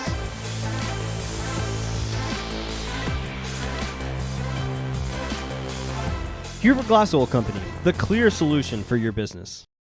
Since 1952, Texas Farm Bureau Insurance has been protecting their customers with life, auto, and homeowners insurance. Call Micah Hoffpower in the Jacksonville office at 903-586-9809. Micah's years of experience will help you find the right coverage for you and your family.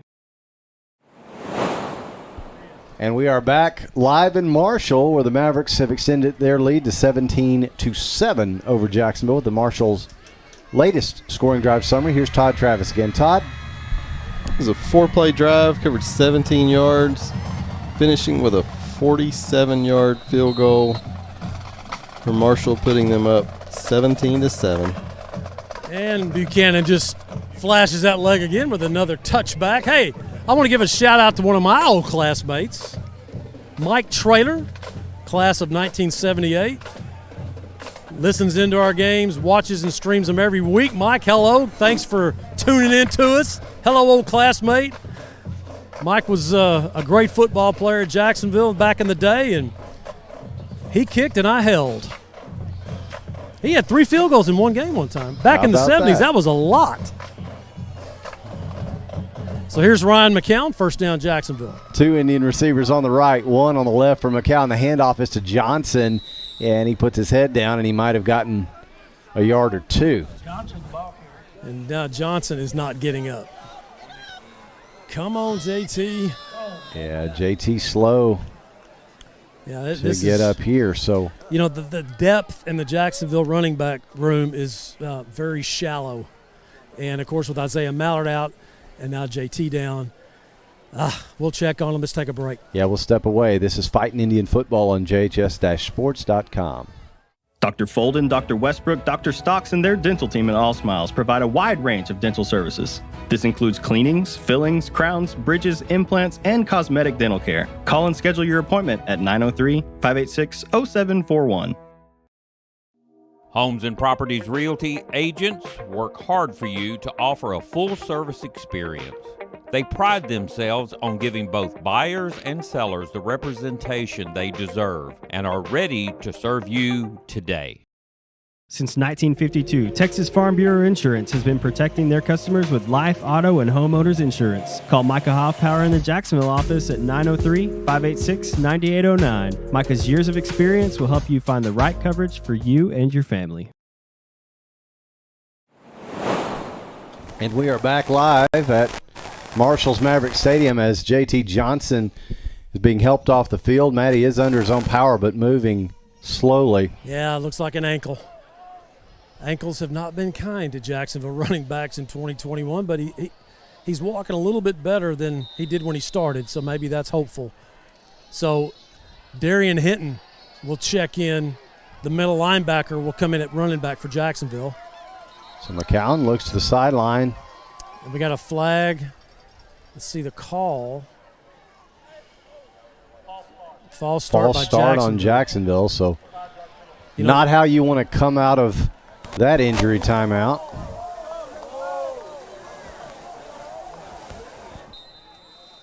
And you know, it's tough for even a senior with experience like Darian Hinton, who had a lot of carries last year when he was at Brookhill, but mainly playing defense.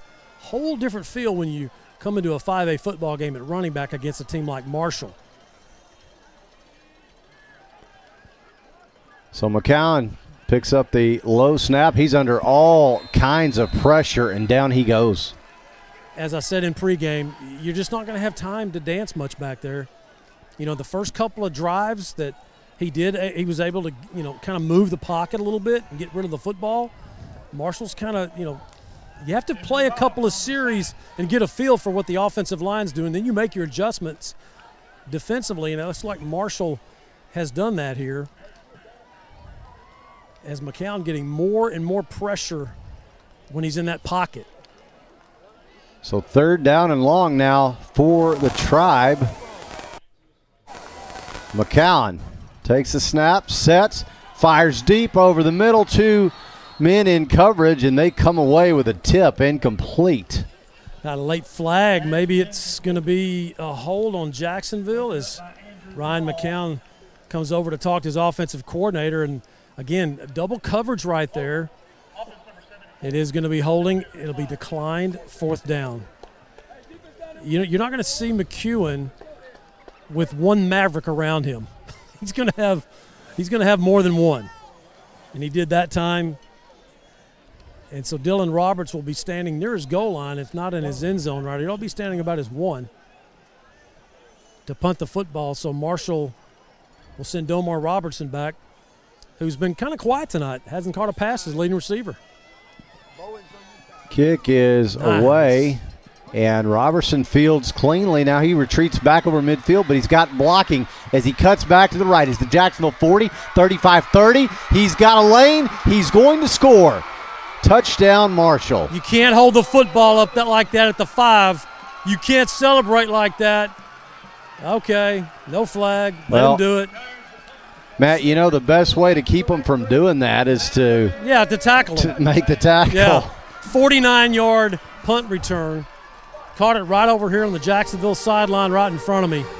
So Jacksonville goes up 7-0 on their second offensive possession, and boy, bam, all of a sudden it's 23-7 and the extra point by Buchanan to try to make it 24-7 here in the second quarter. Pretty early in the second quarter, as a matter of fact. And just not good coverage, not very good coverage there by Jacksonville. Clearly, and you get a punt return for 49 yards for a touchdown. Bad angles, can't do that. So now the extra point attempt, which is brought to you by Homes and Properties Realty, is up and good. So with 9:50 to go here in the first half, the score now Marshall 24, Jacksonville 7. We'll take a short break and come back. This is Fightin Indian Football on JHS-sports.com. That 100% beef Whataburger takes 2 hands and all of your attention. So yeah, now's the time to sneak that fry. Good thing there's plenty to savor. Good thing there's Whataburger. Did you know that Homes and Properties Realty listings are advertised on hundreds of websites worldwide? Their agents can show you any property listed in beautiful East Texas and the surrounding area. Call them today. Congratulations is Jacksonville's source for a full line of awards and engraving services. But we don't stop there. You'll want to check out our examples of creative personalized gifts too. Congratulations also serves East Texas as a promotional products dealer. We are passionate about sourcing just the right items. With our laser capabilities, we can also design and install acrylic signage or graphics. Want to see samples of our work? Go no further than the Tomato Bowl entry. We're especially proud of the arrowheads. Visit Congratulations Showroom or website soon, and let's make something amazing together. And we're back live, 9:50 to go here in the first half. Marshall has extended their lead to 24-7 over Jacksonville as Domar Robertson with the highlight reel kick return for a touchdown. And Matt, the Indians feeling this one slip just a little. Another touchback by Buchanan of Marshall as the Mavericks have made the most of their special teams tonight. 47-yard field goal by Buck Buchanan, and then the 49-yard punt return by an otherwise quiet Domar Robertson. Had 22 catches coming into the game for Marshall, their leading receiver, but tonight it's had 22 catches coming into the game for Marshall, their leading receiver, but tonight it's been the big guy, number 88, Ja'Cory Smith, 6'3", 188 junior, who's been catching most of those passes from Alvera. But Robertson makes his presence felt. He gives the Mavs a 24-7 lead. Here's Ryan McCown and company at their 25. 2 Indian receivers on the right, the H-back Walker on the right as well, 1 receiver left. McCown rolls right, got some time, sets his feet, throws over the middle, tipped around and intercepted. And now Jacksonville's got to make a tackle as the return man is all the way inside the red zone, still on his feet, and he'll score.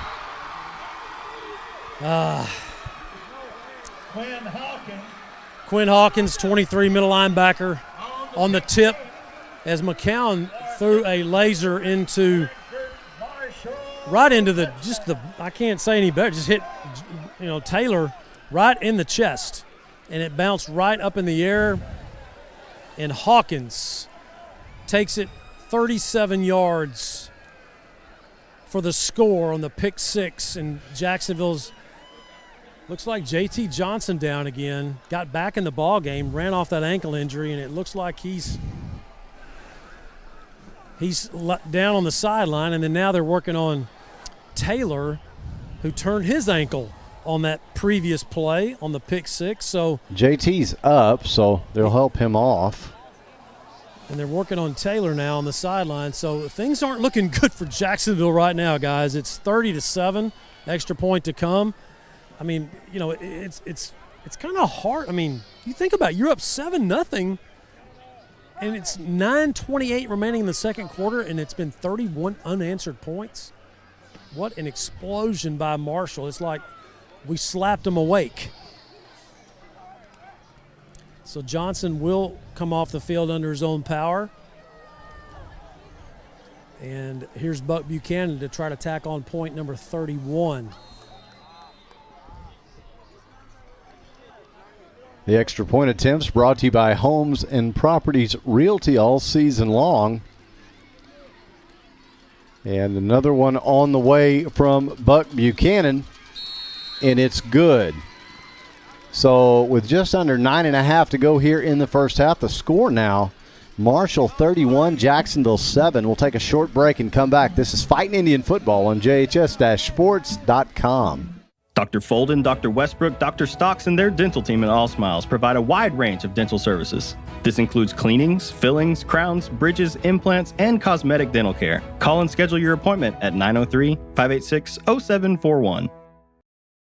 Bill McRae Ford has been serving East Texans since 1976.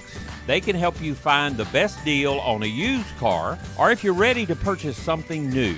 Open Monday through Saturday. Bill McRae Ford. Come see us. Congratulations is Jacksonville's source for a full line of awards and engraving services. But we don't stop there. You'll want to check out our examples of creative personalized gifts too. Congratulations also serves East Texas as a promotional products dealer. We are passionate about sourcing just the right items.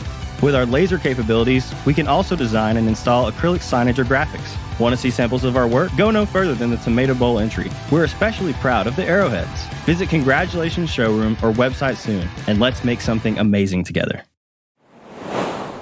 And we're live at Marshall's Mavericks Stadium, just under 9.5 to go in the first half, and Marshall has exploded out to a 31-7 lead. The latest score, a big pick six, Matt.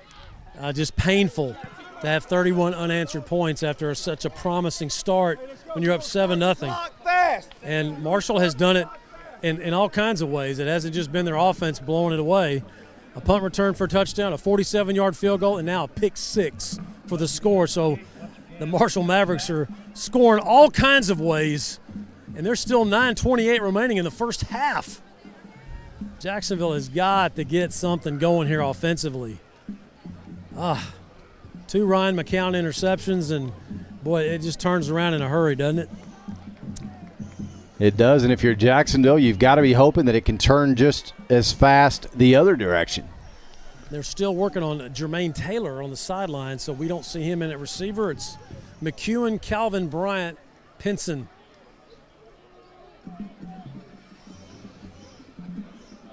High snap that time. McCown brings it down. He'll fire to his right.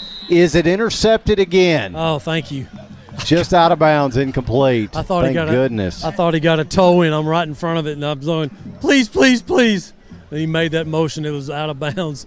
Boy, it was close. I thought he dragged his toe. If this was college or NFL, there'd be a replay. That'd be a challenge for sure.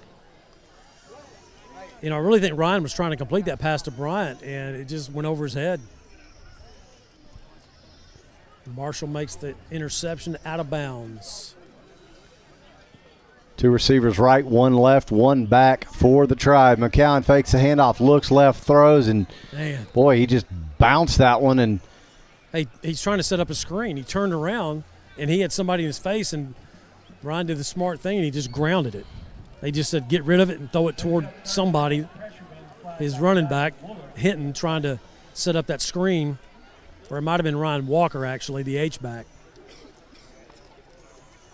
So this defensive front is just pinning their ears back right now, and they're just bringing the house on McCowan.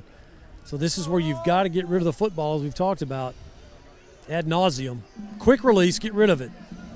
You don't have time for these deep post routes with this defensive front of Marshall. McCown rolls right, needs to pick up a block from Hinton. He does. Fires toward the sticks. What a catch by McEwen. What a catch indeed. He's right there. First down. He'll have the Bill McRae Ford first down. That was a nice throw by Ryan McCown. Under pressure. Rolling to his right, got his shoulders around, top over the ball, and he kept it down low and away where the defender couldn't get it, and McEwen makes a great catch for the first down to the 35 now of Jacksonville. Trips left, one right, go the Indian receivers. Hinton, the back, is on the right side of McCown. McCown takes the snap, now going to roll to his left. Going to have to set his feet. Throwing a deep ball. And it is caught by Devin McEwen, and he will score. You know, sometimes your athletes just make athletic plays. Yeah, you can see here as Devin just gets to a spot. Ryan finds him, and he goes up and gets it.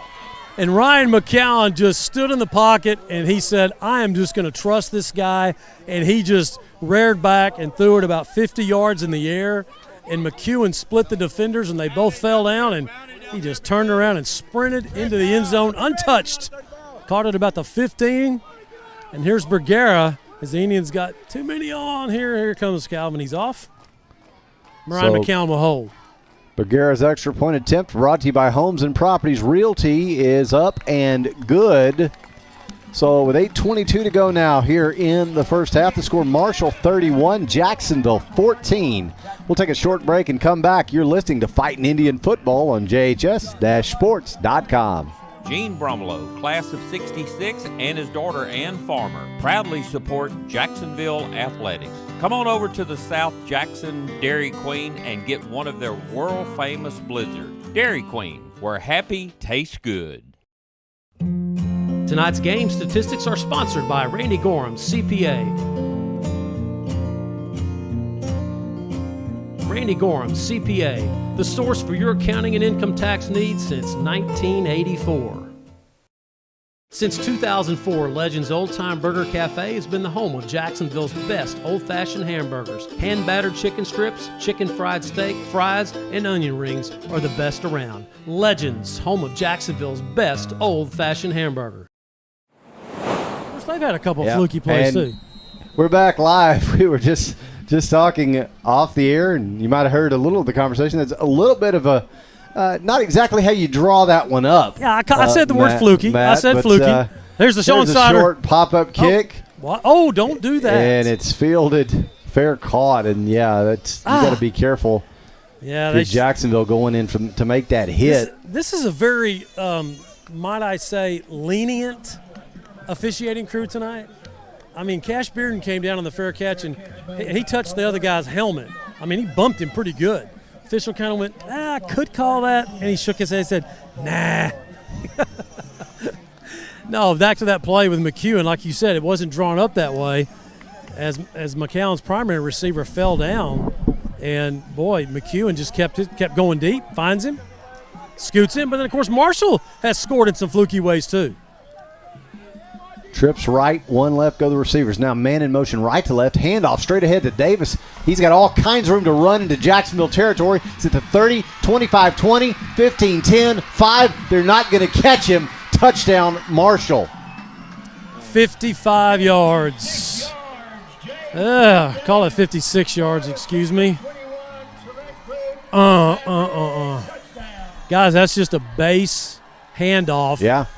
In the A-gap. Nothing fancy at all. Nope. Oh, wow. Whew, man. Speed kills.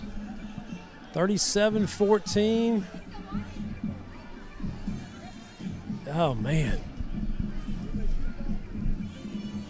So now Buck Buchanan on to attempt the extra point, brought to you by Homes and Properties Realty. Stop me if you heard it before. He splits it.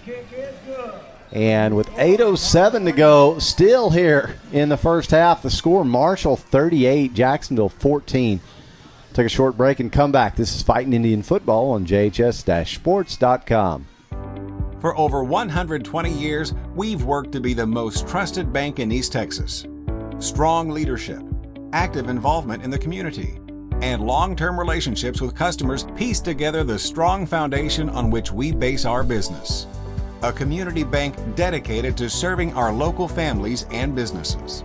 Visit any one of our locations across East Texas and let us show you why we've been the bank of choice since 1900. That 100% beef Whataburger takes 2 hands and all of your attention.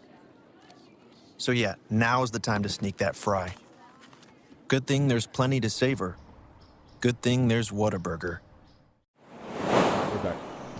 And we're back live at Marshall's Mavericks Stadium, believe it or not.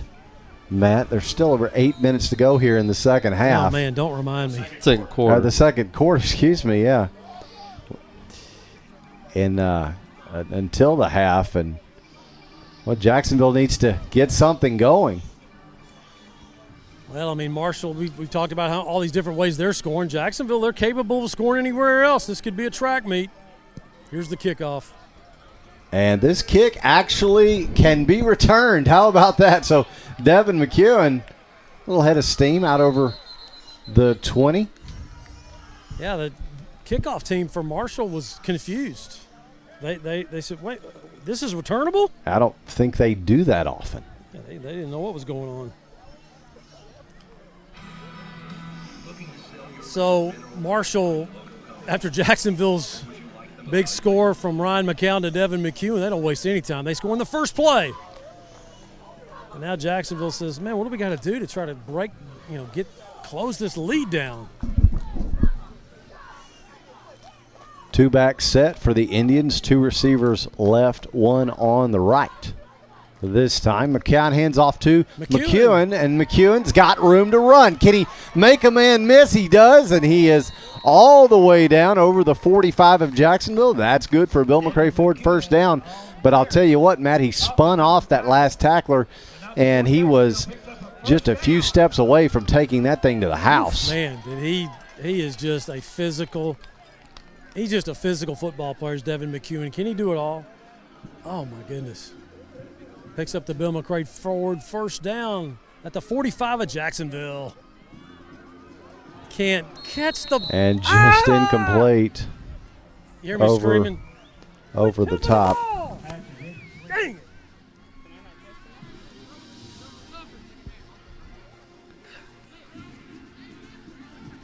That just drives me nuts. Tip drill. Just tip it right to him. I'd rather you just not even catch it or even try. So now second down for Jacksonville. Trips left, one right. Go to the receivers. Hand off to Johnson, and Johnson is dragged down. Man, he just didn't have any room to go right there. And, he looks like he's limping a little bit, but he had a little push right there. Did JT. Wow, on the tackle. Couple of scores of interest. Nacogdoches leading Pine Tree 13-12 late in the first half. White House down 16-7 to Mount Pleasant. That one's also in the second quarter. We'll catch up here in a minute. Jacksonville now second down, 7 to go.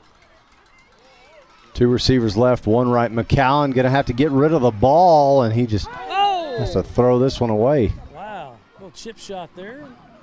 Again, the officials just not letting that go. That'll bring up fourth down, actually, Matt, as that was a third down play. Yeah, that was third down. Thank you, Aaron. So Navy SEALs is the name of the punt team for Jacksonville. They come out as Texas High leading Hallsville 23-10 with 2 minutes to go in that first half. And I think that's the scores, isn't it? I think that got everybody. Yep.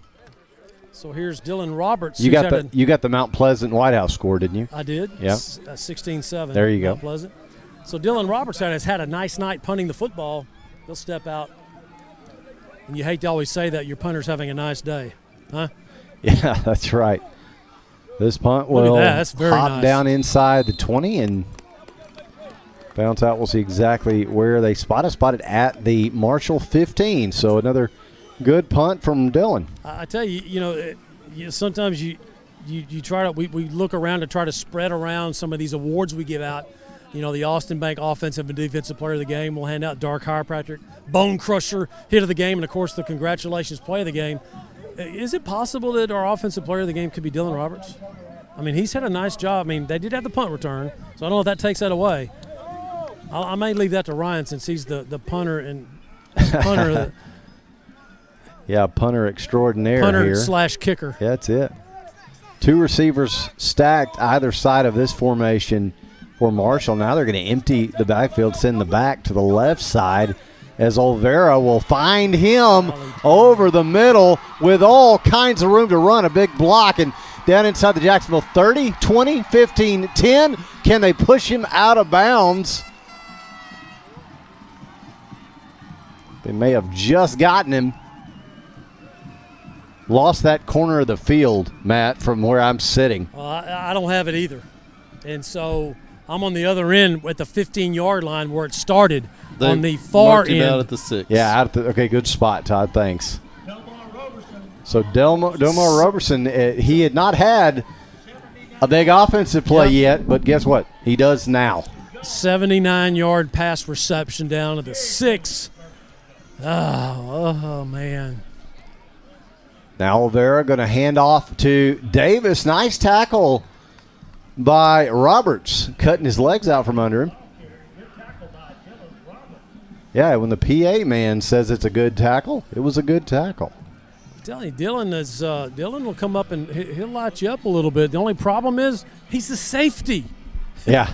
Of course, you're down there on the 6-yard line. He's playing tighter as the field shrinks down there. But, he's made a lot of plays, within 5 yards of the line of scrimmage. So 2nd and goal for Marshall as they – good Lord, they're going to go over 40 points possibly here in the first half. Olvera with a pitch play. They'll try to stretch this one to the goal line. And he's in. Is there. Touchdown Marshall. And you said it, Matt. They are over the 40-point mark, 44 to be exact. Javion Morrow with the touchdown, number 9 for the Mavs. I mean, if you'd have told me in the middle of the first quarter that with 5 minutes to go in the first half that it would be 44-14, maybe 45-14, I'd have said, wait, what? Did Jacksonville go get on the bus or something? I mean, what are you talking about? This has been a shocking reversal here, and Marshall has just dominated.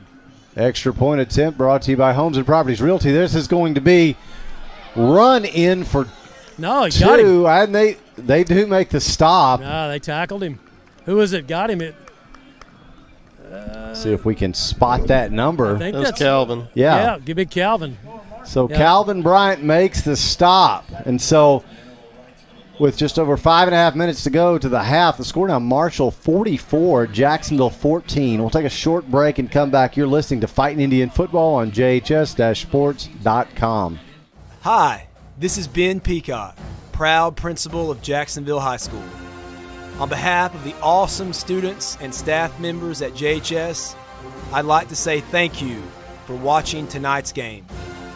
From exceptional academics to a robust catalog of extracurricular programs, our campus provides a truly impressive array of opportunities for all Jacksonville students.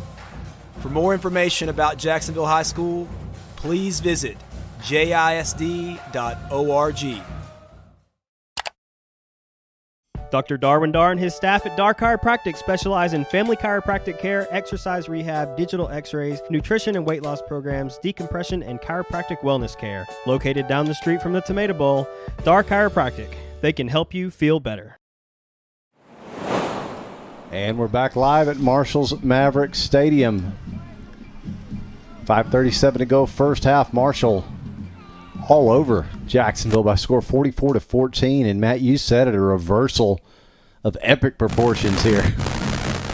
I mean, like I said, in the middle of the first quarter, it looked like, oh, this is going to be a good football game, and then all of a sudden, it wasn't even like the wheels fell off. It's like the car exploded down the highway.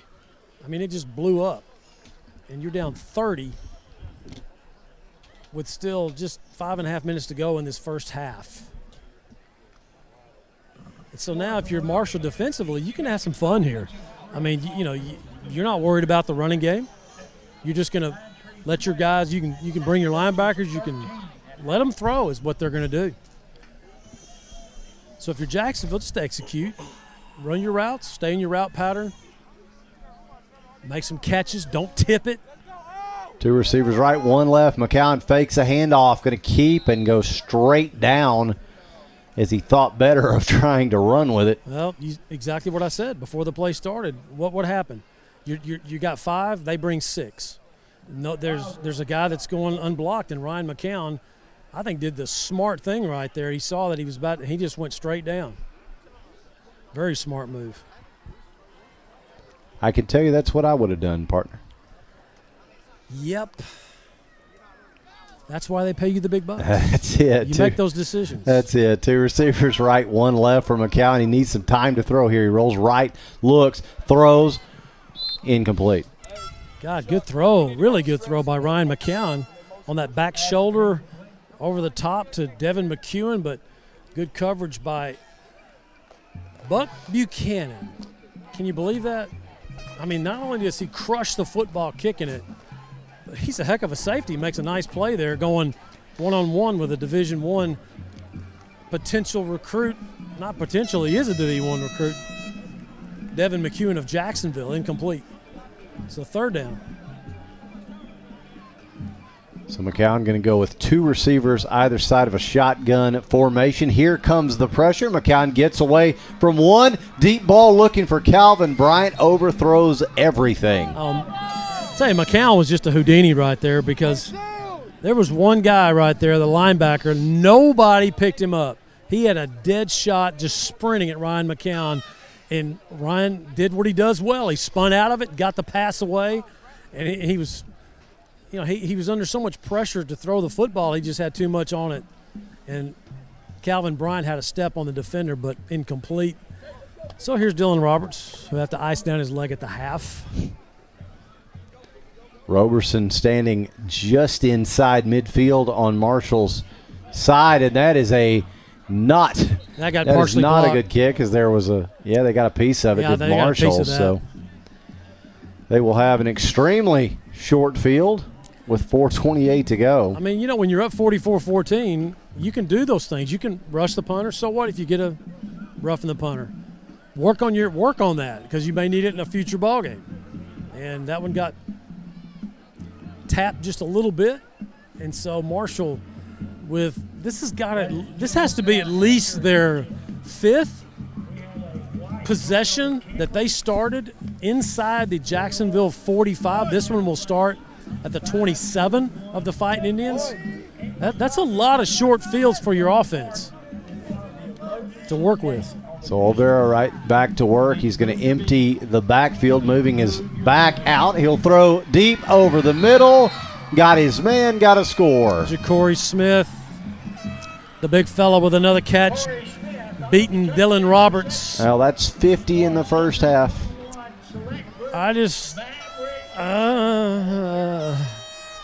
Wow. Yikes. Oh, man.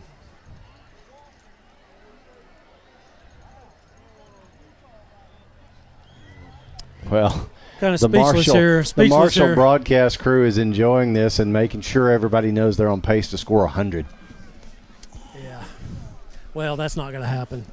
They can say all that kind of stuff they want to. Low snap, but the kick brought to you by Homes and Properties Realty is good. So 4.5 minutes to go here in the first half. The score, Marshall 51, Jacksonville 14. We'll take a short break and come back. This is Fightin Indian Football on JHS-sports.com. As ETMC joins the UT Health family, we're bringing a new vision of healthcare to East Texas, where the brightest minds in academics and medicine work together to treat the most complex health challenges and improve lives, where access to world-class medicine and cutting-edge technology will bring health, hope, and a brighter tomorrow.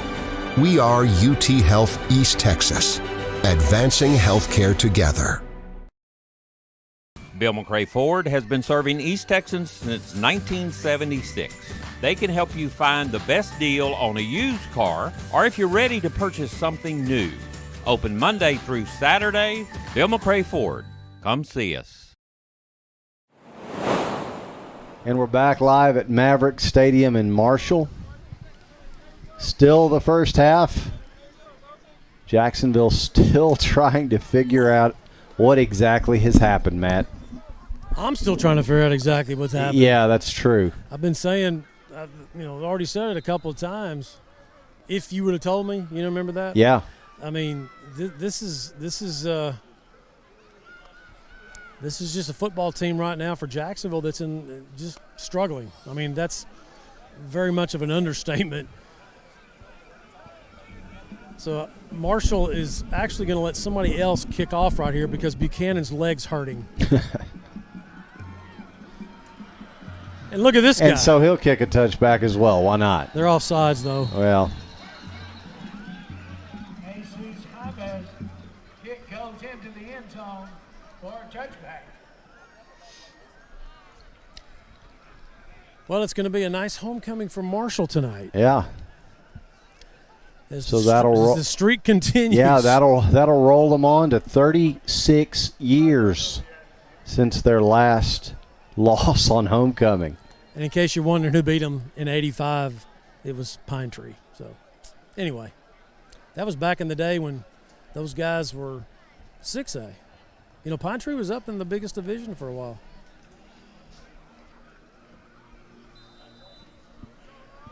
So JT checks back in at running back. Good to see him back and going.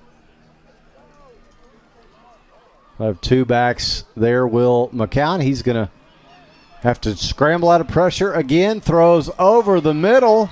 Pinson. Caught by Pinson, and he takes a big shot, but leaves two Mavericks on the field, and one at least is going to need some attention. Yeah, they ran into each other. Pinson squatted, caught the ball, and they came in to tackle him, and Pinson kind of ducked, and they hit each other. Yeah, so as they take a look at the injured Marshall Maverick, we'll step away for a short break. This is Fightin Indian Football on JHS-Sports.com. Since 2004, Legends Old Time Burger Cafe has been the home of Jacksonville's best old-fashioned hamburgers. Hand-battered chicken strips, chicken fried steak, fries, and onion rings are the best around. Legends, home of Jacksonville's best old-fashioned hamburger. Hi, this is Ben Peacock, proud principal of Jacksonville High School. On behalf of the awesome students and staff members at JHS, I'd like to say thank you for watching tonight's game. From exceptional academics to a robust catalog of extracurricular programs, our campus provides a truly impressive array of opportunities for all Jacksonville students. For more information about Jacksonville High School, please visit jisd.org. And we're back live as the Fightin Indians into Marshall territory on the Tony Pinson reception. McCowan going to scramble, look right at the sticks. Got his man, got the Bill McCray Ford first down. Boy, Calvin Bryant, physical, makes the catch, and he was about to get away, and then number 6, Jacovian McCoy, came in and just laid the wood on Calvin. But, boy, he fought his way for that Bill McCray Ford first down. A laser by McCowan as the Fightin Indians in business at the Mav 35. Two receivers each way for McCown. Going to look right, set up a screen that way, but Marshall blew it up. You know, that's a play right there that we've talked about. Calvin Bryant, get him in space right there, and just a missed block by J.T. Johnson right there, and trying to split the corner and the linebacker, and Bryant just didn't have a chance to do that. I mean, you want the football in his hands. He's a physical runner when he gets the ball. Picks up 2, 2nd 8. Two receivers each way for Jacksonville. McCowan looking over the middle. Look at that. Got his man Look at again. That. Big first down. Bill McCray Ford first down to the 21. Am I the only one that sees that? I've been waiting for that. I mean, he did it in Crandall on that 68-yarder. And the last 2 catches he's made, he is just like, get off of me. That's why you got to get him the ball. Yeah. He's kind of struggled catching the ball in practice. I mean, there's no kidding around about that. He has. But you got to figure out how to get him the ball because he's such a physical runner. And you saw that first down Jacksonville. So now McCowan takes a little bit of a low snap. Going to have to set and fire deep out of the back of the end zone, though, incomplete. That's a tough throw to make, you know, from the 35 with a safety over the top as the Mavericks in a cover 3. And that free safety's got the ability to go either way, and he knows where number 23 at Jacksonville is, and as soon as he saw him go on the go route, he sprinted over to that corner of the end zone. So it's a tough play to complete. So Jacksonville now 2nd and 10, stops the clock here on 2nd down and 8. Trips left, 1 right for the Indians go, the receivers. McCowan over the middle, intercepted again and again. A convoy of Marshall Maverick blockers and another pick 6. It's his second one. The second one for Quinn Hawkins, the second pick 6. Oh, my Yikes. goodness. From 81. Isn't that Ryan that's down? Oh, I think so. Yeah, it looks like as though. Yeah, he was at the 81 yards on the pick 6. Ah, wow. Let's take a break. Yeah, we'll take a break. This is Fightin Indian Football on JHS-sports.com. Dr. Darwin Dar and his staff at Dar Chiropractic specialize in family chiropractic care, exercise rehab, digital x-rays, nutrition and weight loss programs, decompression, and chiropractic wellness care. Located down the street from the Tomato Bowl, Dar Chiropractic. They can help you feel better. Since 1953, Hubert Glass Oil has been serving East Texans the finest automotive fuels and lubricants.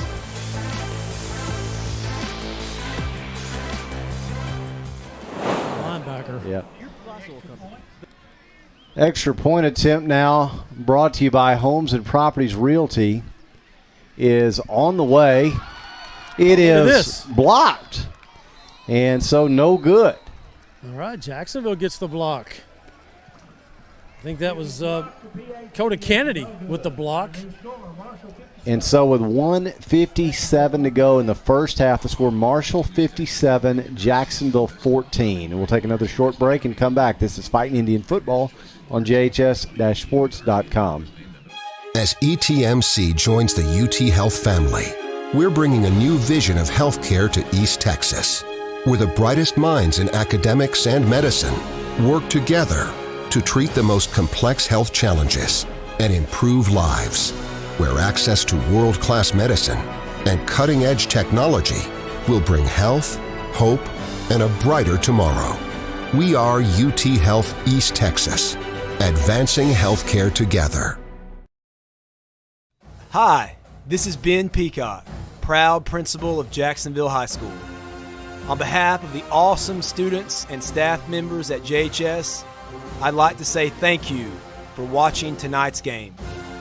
From exceptional academics to a robust catalog of extracurricular programs, our campus provides a truly impressive array of opportunities for all Jacksonville students. For more information...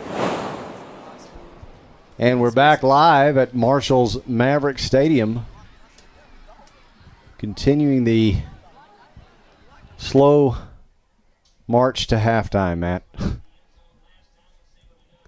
It's tough, man. And this kick will Better go cover that. be fielded on a bounce by McEwen, so we'll see if he can get a little head of steam, and he can, out over the 25 and then upended.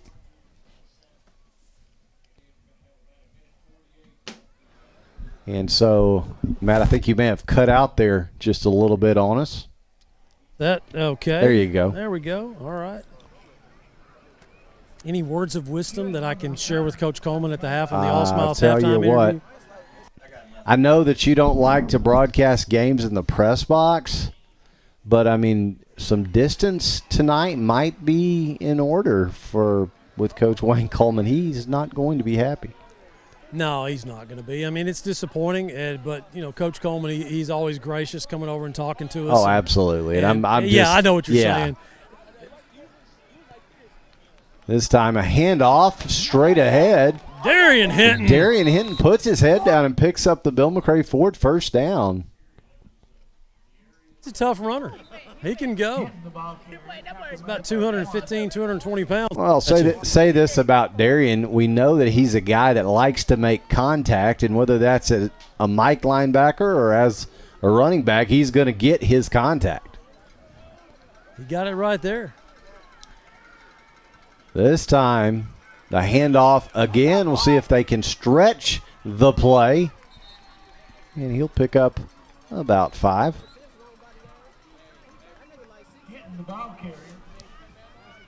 We'll go down under the 1 minute mark of the first half. So the Indians have had couple of ball games here in this first half. I mean, it's been a long time. I can't remember when they gave up 57 points in one half. I don't know if that's ever happened. I can't remember if it has. Trips right, one left, go the Indian receivers. And a handoff again, straight ahead is to Hinton. He bounces off some tacklers. He's going to try to stretch around the end. He's got a Bill McRae Ford first down. He almost broke that, though. Well, he just has such leg strength, and he just broke out of those tackles. And these Marshall defenders, they're kind of accustomed to a little bit more lighter running back, and J.T. Johnson and McEwen got a carry or so. It's finding a little bit tougher bringing down Big Darian Hinton. Trips left, one right, go the Indian receivers. McCown going to set to throw. Deep ball, right side, underthrown and intercepted. Can Jacksonville make a stop? What about that? They do. But McEwen. just like that, another pick. Yeah. Frustrating. Montana Warren.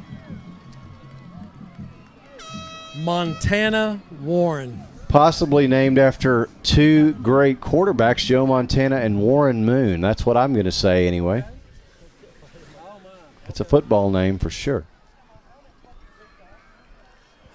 Good tackle by Devin McEwen, or we might have had another. A convoy was building, and we have a Jacksonville Fightin Indian down on the field. Yeah, as they That's not Ryan again, is it? take a look there as the half expires. And so that is Ryan.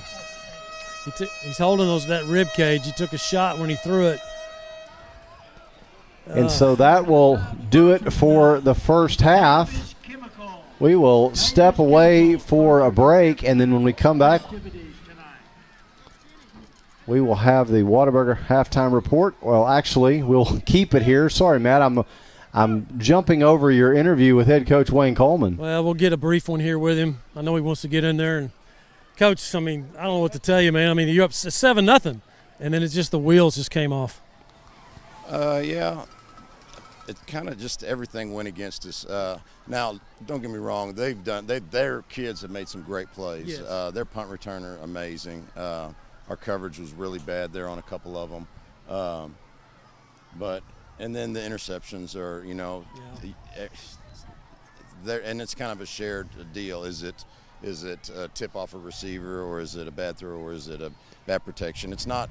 You can't put your finger on one thing. It's just everything, the perfect storm for Marshall tonight. Second half, Coach, I mean, this kind of score like this, or what do you try to get accomplished in the second half?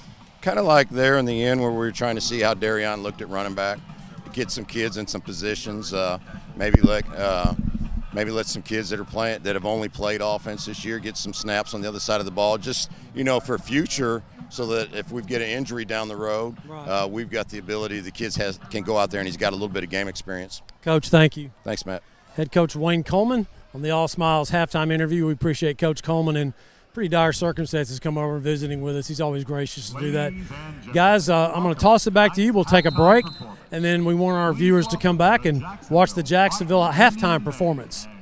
All right, we'll do that. We'll step away for a short break and come back here at halftime. This is Fightin Indian Football on JHS-sports.com. As ETMC joins the UT Health family, we're bringing a new vision of healthcare to East Texas, where the brightest minds in academics and medicine work together to treat the most complex health challenges and improve lives, where access to world-class medicine and cutting-edge technology will bring health, hope, and a brighter tomorrow. We are UT Health East Texas, advancing healthcare together. Okay. We are back live at Marshall's Mavericks Stadium for the Whataburger halftime report, and the first part of that tonight will be the Jacksonville halftime festivities. On the field now, the award-winning Cherokee Charmers. And Matt, we're going to throw it down to you. Thanks, Aaron. This is the Whataburger halftime report. Cherokee Charmers out on the field under the direction of Laura Guidry and assisted by Tiffany Alexander. Let's listen in to Jacksonville's halftime performance. Officers for the 2021-22 year from left to right are First Lieutenant Brooklyn Hunter, Junior Lieutenant Laura Simpson, Senior Lieutenant Cynthia Espinoza, and in the center, your captain, Brittany Samaniega. Charmer Sergeants are Head Sergeant Sitlali Rincon, Sergeant Dixie Lopez, Sergeant Lizbeth Muniz, Sergeant Grace Crawford, and Sergeant Kaylee Webb. This week's Charmer of the Week is Natalie Dudley.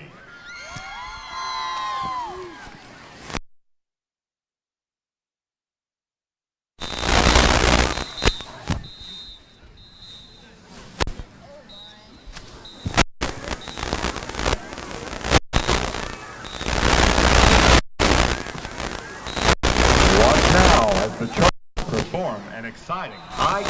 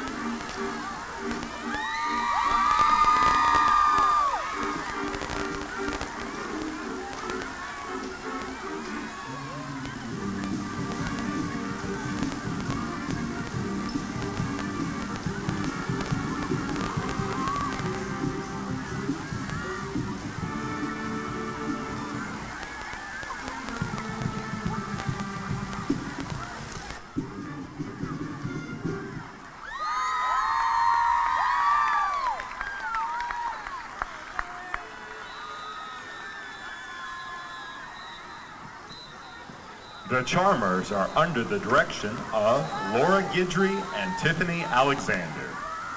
Ladies and gentlemen, the award-winning Cherokee Charmers.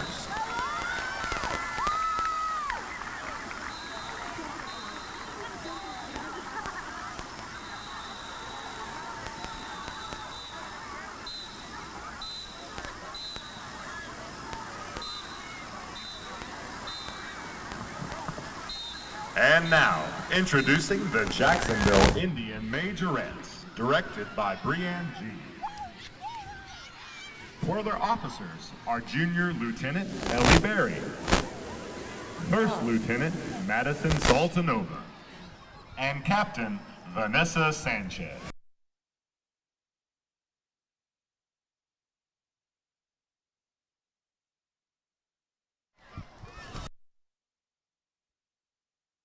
Perform to the Latin hit, Let's Get Loud.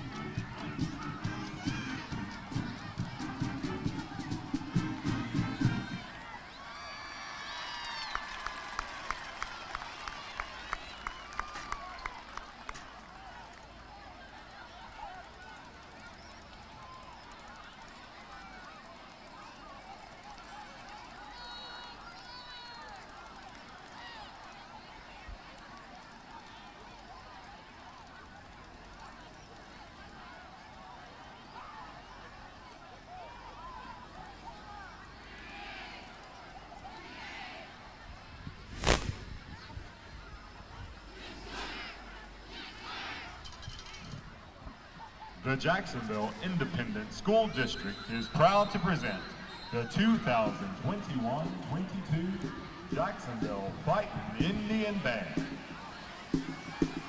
The band will perform to War March of the Tartars and percussion feature Entry of the Gladiators.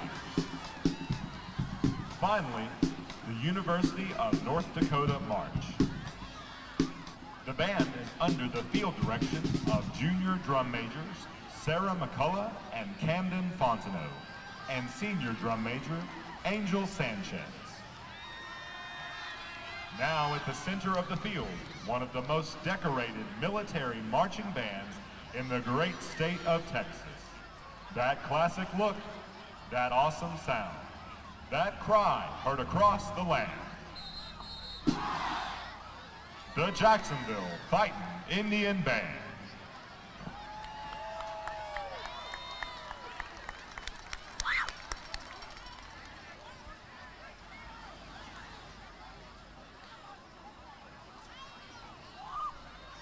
You're listening to the Whataburger halftime report here at Maverick Stadium, where Jacksonville tangling with Marshall in District 9-5A Division II play. Now let's listen into the Jacksonville High School Band.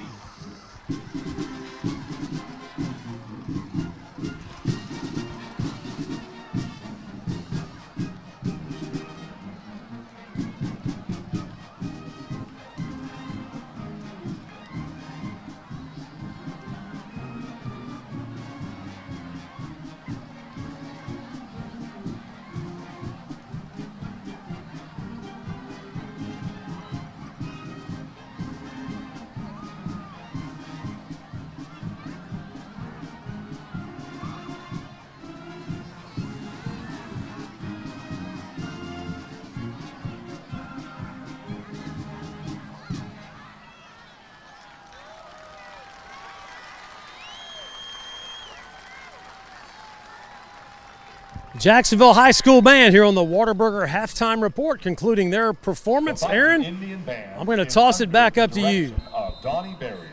Thanks, Matt, as we bring it back up here into the press box.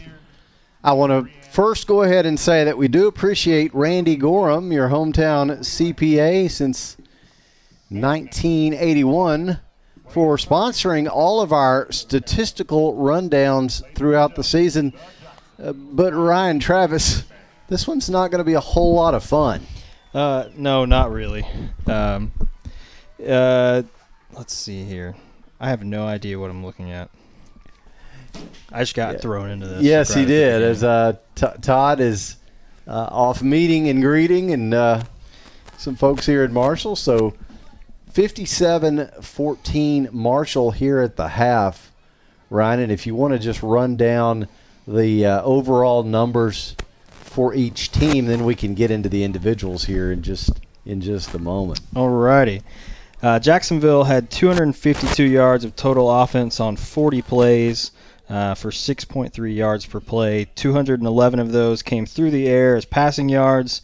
Ryan McCown was 13 completions on 30 attempts for 16.2 yards per pass. We had 41 rushing yards on 10 attempts and 211 receiving yards. Yeah, and Ryan, I'll just interject to say, we talked about last week, I think we've talked about this every week, that Jacksonville has wanted to try to balance that offense out more and to get that running game more involved. Well, obviously, when a game gets out of hand like this one, the running game goes out the window. So we could sit here and say, well, they only have 41 yards rushing, but you can't run the ball anymore if you're Jacksonville, if you want to even make this thing respectable. So no, and when we have rushed the ball, Marshall's defense has been all over it. Yeah, and then just unable to really get consistency, get anything going consistently, even through the air for Jacksonville. Obviously, the pick six is a big part of that as we look at Marshall's numbers that they've run up. Marshall has had 267 yards of total offense on 19 plays. 141 of those were passing. There's 5 completions on 9 attempts for 28.2 yards per pass. Well, a couple of things there. Number one, obviously those are big chunks of yardage in the passing game. But number two, they've done a lot of scoring that has not been offensive. Yes. I mean, that's when you look at Jacksonville with 40 plays, and how many plays did you say that Marshall had? 19. 19 offensive plays, and yet they're outscoring Jacksonville the way that they have. I mean, you just look at all the ways they've gotten that done for Marshall, and I mean, it is, as Matt was saying in the first half, I can't remember a time that Jacksonville has surrendered this many points and a half, or a time in which Jacksonville has been scored on as many different ways as they have, including a 47-yard field goal. I mean, obviously, 3 points at this point, but a 47-yard field goal in there as well. So it's still impressive. Yeah, it is. And, it's just everything's going right for Marshall, and unfortunately, pretty much nothing for the guys in blue and gold. Ryan, let's take a look at the individual stats for Jacksonville, as difficult as they may be to get through, see where we stand. Passing, Ryan McCowan is 13 completions on 30 attempts for 211 yards, 2 touchdowns, and the big breaker, the heartbreaker of the first half is 4 interceptions. Yeah. And how many of those went for scores? Do you have that on here? Somewhere? I want to say 2. It was 2 of them. Okay, and then the punt return. Yep. So, yeah, that will swing a game, even without the other the other mistakes or if you will the offensive successes for Marshall. But you add those in there, and that's how you get to 57-14. Jacksonville not really able to get much going. Rushing the ball, of course, and where do we stand as far as individual rushing numbers, Ryan? Darian Hinton has 3 attempts for 26 yards for 8.7 per carry. Devin McEwen, 1 attempt for 23 yards. J.T. Johnson's 3 attempts for 2 yards. Rayshawn Allen, 1 attempt for no yards. And Ryan McCowan has 2 rushes for negative 10 yards. Yeah, well, the lone bright spot there is that when you saw Hinton come in and be forced into service, that he's very capable. He can hold his own. He's got, I think you said, over 8 yards a carry, an average. I mean, that'll get the job done if you're in a situation in which you can still run the ball as part of an effective offensive scheme. Unfortunately, Jacksonville is not in that situation. No. In this with this type of a deficit. So let's take a look at the receiving numbers such as they are, Ryan. Devin McEwen has 6 receptions for 124 yards. It's 20.7 average yards per reception. Yeah. And he's got 2 touchdowns. There you go. So you find the bright spots where you can in a ball game like this, and obviously Devin McEwen has been a bright spot for this offense throughout the year. And he's also a guy, Ryan, that, and we saw this earlier, he will just go make an athletic play. Oh, yeah. If everything else is broken down, if you can get the ball near him.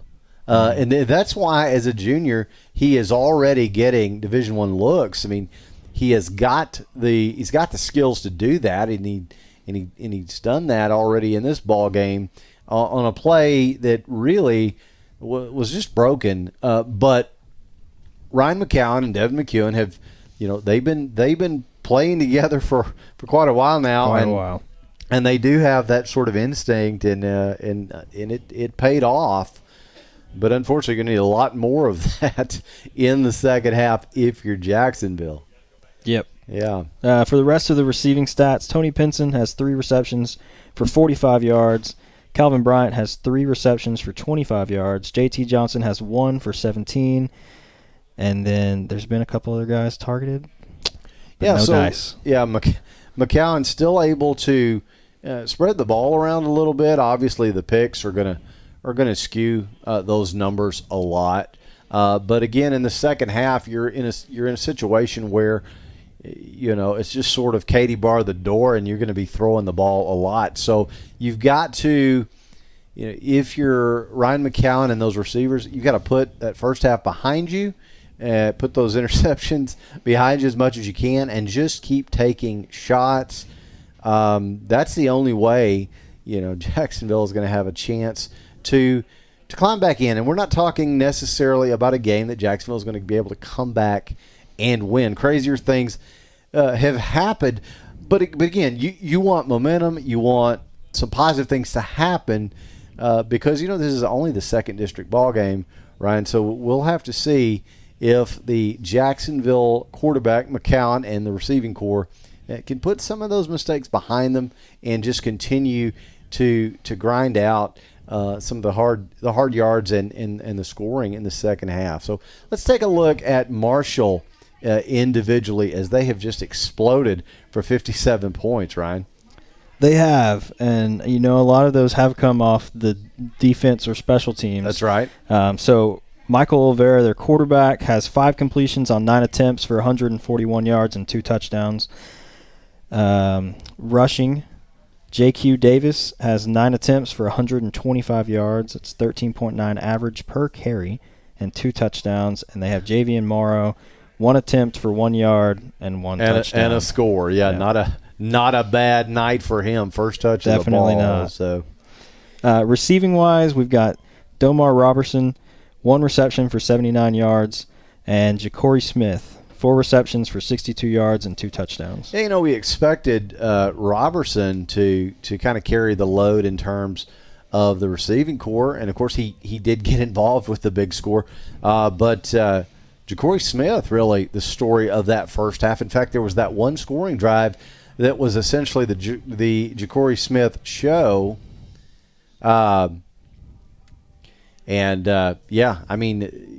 They, again, you're talking about Jacksonville looking to spread the ball around and get the ball into the hands of multiple weapons. Well, Marshall certainly been able to do that, and then again, you add in defensive scores. You add in special teams highlights like a punt return touchdown and a 47-yard field goal, and you're going to find yourself in a situation like we're in right now where Jacksonville having to regroup and just try to find a way back into this ball game in the second half, trailing Marshall by a score 57-14. Again, want to thank Randy Gorham, CPA, your hometown CPA since all the way back in 1984, for bringing us the statistics all season long and the halftime statistics here tonight. Thank Ryan Travis for filling in admirably for Todd, as Todd was again meeting and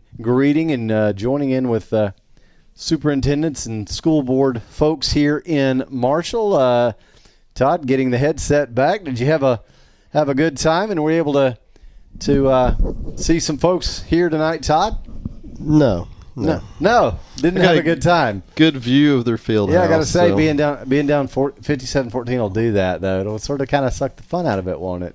Well, the event didn't happen. Oh, the event didn't even happen. Well, that's no. So you were just getting your steps in. Yeah, Todd. yeah. Sorry. I just had a good walk. Yeah, all little right. break. Well, so yeah. Mark Twain said golf is a good walk spoiled. Well, so is a 57-14 halftime. I was glad to let Ryan cover the stats. Yeah. So. Well, the Marshall High School Band finishing up their performance, and Matt is joining us, I think, back on the far side. Are you there, partner? Barely. Yeah, hanging in there. Yeah. Now, I don't know, Matt, if you want to tell our viewers, you got some information related to how things are going to go in the second half. Well, I mean, in a game like this, it's always tough. It's tough for the players. It's tough for the coaches. The game's out of hand. And my understanding is both coaches have agreed to a running clock in the second half.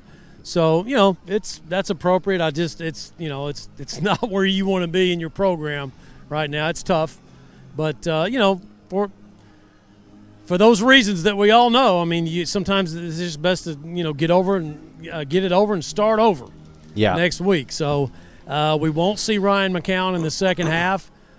He got dinged up a little bit, but he's going to be okay. But we will not see him. So I'm sure we'll see Tony Pinson is back up at quarterback. And just try to get the heck out of Dodge. Man, these are these games that you just don't think are going to happen this way. Yeah. I mean, Marshall's, they're 2-2. I mean, they're a good football team. But, a running clock, I mean, you just wouldn't have thought. And players for Jacksonville dropping like flies. Man, you just want to get out of here,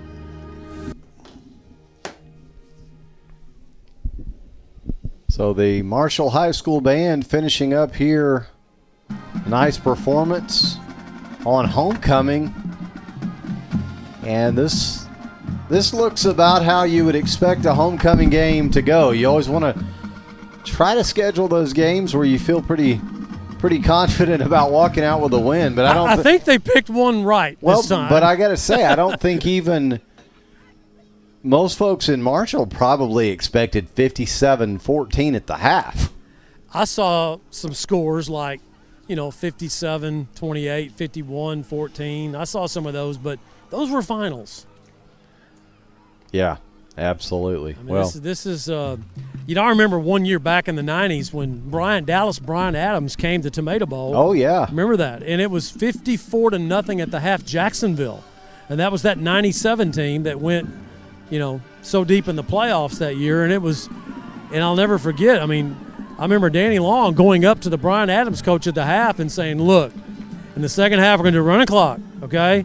And he said, agreed. And I'm going to tell you what we're going to do on offense. We're going to run 2 plays.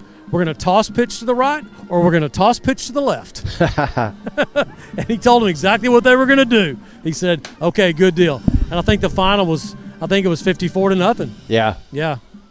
I don't think Jacksonville didn't score. So yeah, I was just about to mention that one, and and it happened multiple times in the 90s where Jacksonville was on the other end of a situation like this. Yeah, it's and it's not, and I was going to say it's less fun to be on this side, but I'll be honest, it's not fun really to be involved in a game like this, no matter which side you're on, because I don't know, nobody wants to run up the score. Nobody's, we're not saying Marshall has done that, but you get to a point and it's like, okay, even if we're on the winning side, it's like, boy, this just doesn't, it doesn't feel quite right. Yeah. Hey, I need to visit with somebody. You want to turn my mic off or down? Yeah, we can. Can you do that? Yeah, we'll keep All it. right. We'll keep it up here and get everybody ready for the second half. Again, we want to thank our sponsors for the halftime report. The Whataburger halftime report will remind you that if you make the order, Whataburger makes it fresh. And also, once again, want to thank Randy Gorham, your hometown CPA, for sponsoring our halftime statistics. Randy does a fantastic job as a certified public accountant and also as the mayor of Jacksonville. So thank you to Randy for his support of Jacksonville football all season long here on JHS-sports.com. Again, we're glad you're with us. However, you may be listening tonight online or across any of our social media platforms. Aaron Swink, Todd Travis, our producer Ryan Travis, and Matt Montgomery here with you in Marshall on a night that the Jacksonville Fightin Indians won't want to remember for very long. Now, we'll see how they approach this second half with the running clock, obviously. Okay. Non-throwing shoulder. Yeah. So here's Bagheera, got it teed up for Jacksonville, set for the second half.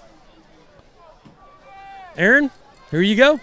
Bagheera's kick is short to the far side, and it's fair caught at about the Marshall 42. That's where they'll take over. So that running clock is rolling there. So, as I mentioned, offensively for Jacksonville, Ryan McCown will not be coming in the second half. He's okay. He'll play next week. It's kind of dinged up a little bit, but he's going to be okay. And Devin McEwen, same thing. He's okay. They're going to hold him out. So here's Marshall. Got their sophomore backup quarterback in. Collier Sloan. That's the name. Yeah, a guy with 2 first names. Yeah, Trips. Last names, I mean. Trips right, one left. The handoff, though, straight up the middle and first down yardage.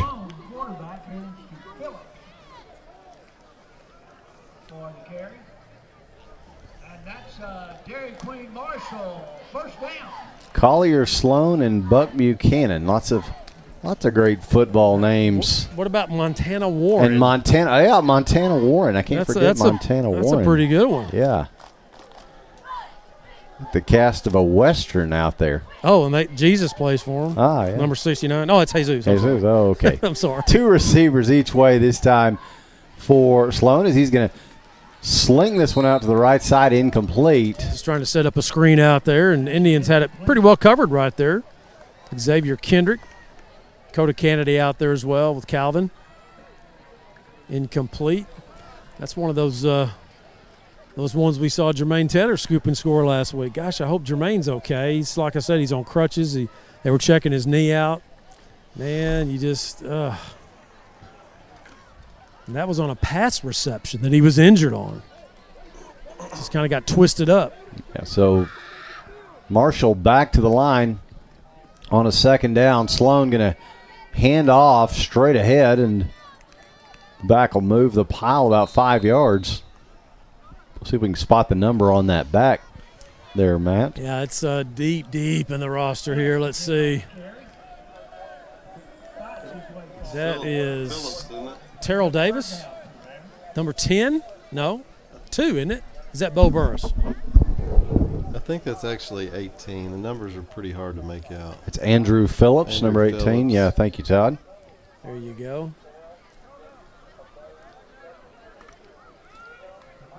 We try not to make a point to complain about numbers and visuals every game, but sometimes you just get one that's like red on black, and you just Collier Sloan under pressure. Can the Indians get to him? They do. Down he goes. Yeah, the freshman Dominique Bowens with the sack for Jacksonville.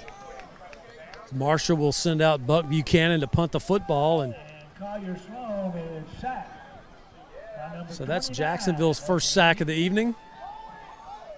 As they'll get the football back here, as Fightin Indians will drop. Well, number 4 shows, I don't think that's who I think it is on the roster. He's wearing 4, but that's not, I'm not going to say the name because I don't think that's him. Yeah, and I'll say this, and well, as we watch this punt roll into the end zone, it looks like that may be a player brought up from one of the sub-varsity teams. As you notice, Matt, he's still got the plain blue helmet. Yeah, that's who. Yeah, and that's why I'm saying that's not on our roster. Number 4, who's been on there, who will be back, by the way. So Tony Pinson will check in at quarterback for Jacksonville. As we saw Tony of course, in the Crandall game, he threw a touchdown pass and. Yeah, not a bad start to his season as a backup quarterback. Yeah, First pass. Got some snaps in the Palestine game when that one got away. So Darian Hinton will join him in the backfield. He's got 2 receivers on either side. Does Pinson. He's going to keep it himself and try to stretch the play out to the right side. He'll pick up a few. Clearly Pinson is a guy in space that can give you a little bit different dimension at quarterback. Of course, Ryan McCowan, the outstanding passer, and again, not just dinged up a little bit as McCown, as Pinson will step in now. And second down and 4 to go, picks up 6. Trips left, 1 right, go the Indian receivers. Hinton gets the handoff, and he is dragged down almost immediately.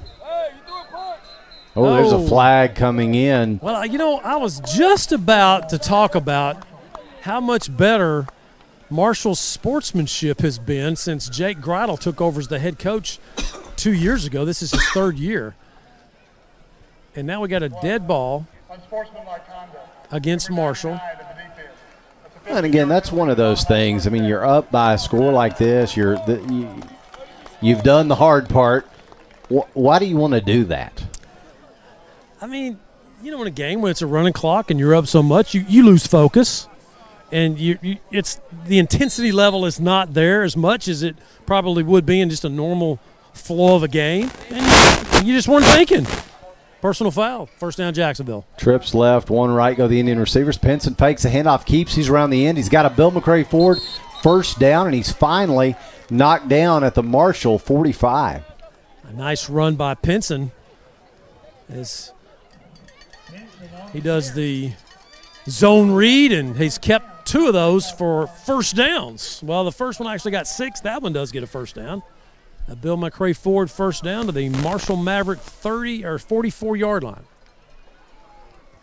Now Pinson's got 2 receivers on the right. That snap is mishandled. Hinton able to pick it up, though, and dive ahead back to the original line of scrimmage.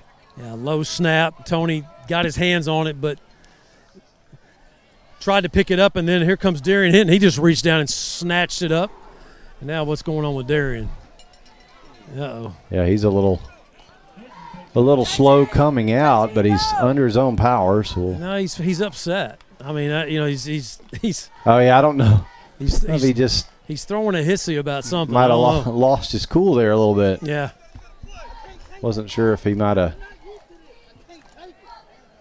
come up with a little bit of a knock there, but no, I think he, like you say, I think he's just a little bit upset there. Handoff this time. And that's going to be Rayshawn Allen with a carry. Allen running to the right side, picking up a few. Yeah, he's gotten a few. Oh, man. I hate to see a kid lose it like this. Oh, wow. Tough night in Marshall, Texas. Yeah, it has been. All the way around.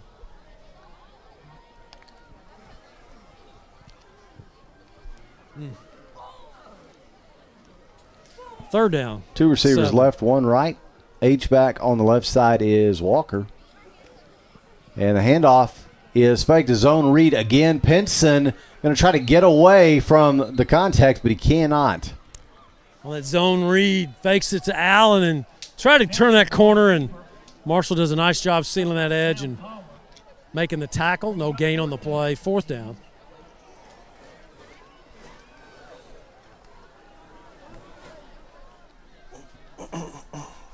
Of course, Jacksonville going to keep the offense out there. Yeah, why not? So 4:45. Check that, 3:45 in county here in the third quarter of the running clock. Indians looking to extend this drive. As Pinson will look over the middle. He's got a completion, and he's got the Bill McCray Ford first down. Skylar Whitaker, the junior, with the catch for the Bill McCray Ford. First down. As Pinson delivers a strike to the junior Whitaker. Pushes the football to the 27-yard line of Marshall. Indians in business here, first down. See if Pinson can take the Tribe inside the red zone. He'll have 3 receivers on his right, 1 on his left. And he'll have Allen in the backfield. Pinson throws over the middle. It's tipped and incomplete, almost intercepted. Tip drill, Jose Castillo. Nice throw by Tony Pinson. It hit Castillo, I guess, in the worst spot, right in the hands. And he just kind of rocked the baby a little bit with it and almost tossed it right to a Marshall player, incomplete. 2nd and 10.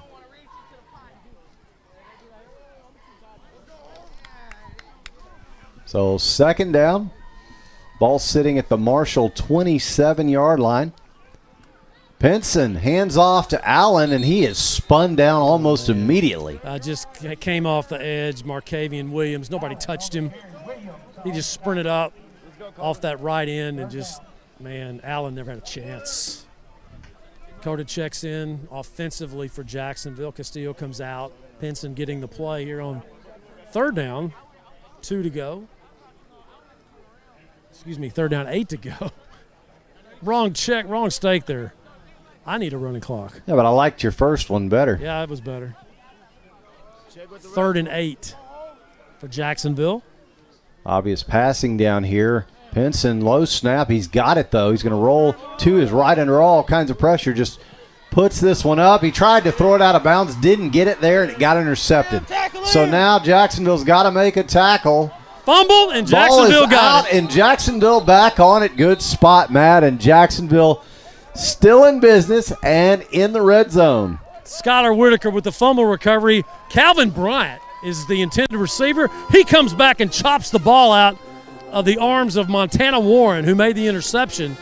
And Tony Pinson, just trying to make a play, really wanted to throw that ball away just to get it out of bounds. Yeah, he did, and he underthrew the sideline.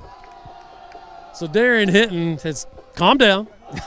He was frustrated. He's back in the ball game. First down, Jacksonville. He's back in at running back. 2 receivers each way. Hinton is the back.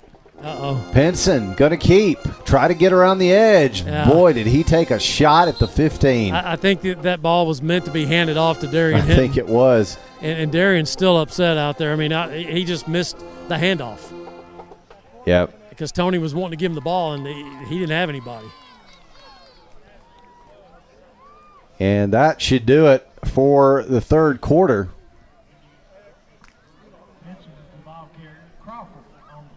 Well, maybe not. They may get one off. Well, here. yep. Looks like they may snap it one more time here. 2nd and 11. He doesn't have to. See if they will. No, he did. They will. It's a bad snap, but Pinson back on it, rolling, setting his feet, throwing into the end zone. Flags all over the place. Yeah, it's 3 flags. It's going to be pass interference on Marshall. Baby, let's go. Keep playing. Let's go. This is not a bad throw by Tony Pinson, just under Yeah, not at pressure. all. He's had consecutive bad snaps. Not sure what's going on at the center position. But the ball is not getting up to Tony. It's just bouncing at his ankles. Got to fix that. Got one more quarter. So we'll get first down. we'll get the call here, and then I would imagine as the time has expired, they will go ahead and switch ends. Or will they have a free play here, Matt? Yeah, I think you can't end the quarter on a penalty. A defensive penalty. Yeah. So the ball's sitting now at the Marshall 2-yard line. Jacksonville with a chance to punch one in.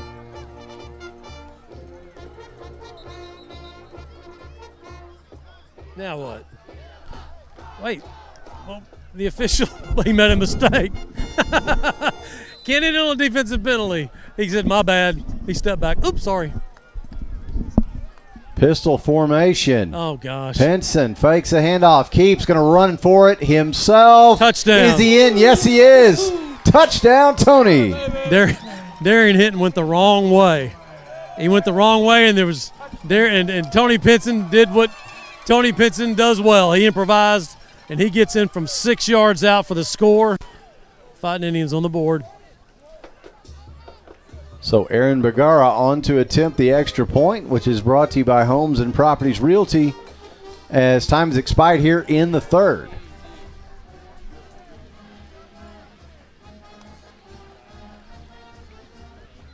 Pinson will hold. Snap's good. The hold is good. The kick is on the way, and it is good. Oh, he got it through. But just barely. So that's 10 in a row for Bergara now. That's right. Sophomore kicker. So at the end of 3, our score now Marshall 57, Jacksonville 21. We'll take a short break and come back. This is Fightin Indian Football on JHS-sports.com. Since 2004, Legends Old Time Burger Cafe has been the home of Jacksonville's best old-fashioned hamburgers. Hand-battered chicken strips, chicken fried steak, fries, and onion rings are the best around. Legends, home of Jacksonville's best old-fashioned hamburger. Hi, this is Ben Peacock, proud principal of Jacksonville High School.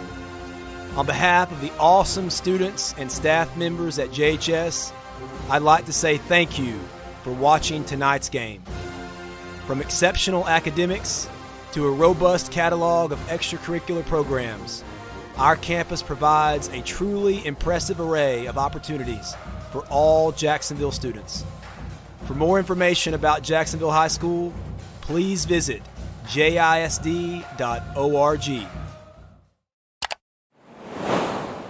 And we are back live at Marshall's Mavericks Stadium as the Fightin Indians back on the board. Marshall leading 57-21 as we begin the fourth quarter with a high pop-up kick to the far side. It's fair caught. The Fightin Indian band going into what has become a tradition now. Again, the song Hey Baby, and I was telling you this on the way over, Matt, I got to correct the pronunciation of the artist that recorded this is a Jacksonville native, a guy by the name of Bruce Chanel, spelled like channel, but Bruce pronounces it Chanel. Well, I just want our listeners and viewers to know that I did not correct Aaron on that because I had no idea, okay? He found that out. Because you guys are always correcting me. It's a team effort over here, partner. I did not have anything to do with that because I did not know that. I'm glad you were able to find that out. So now they're going to stop the clock and call timeout.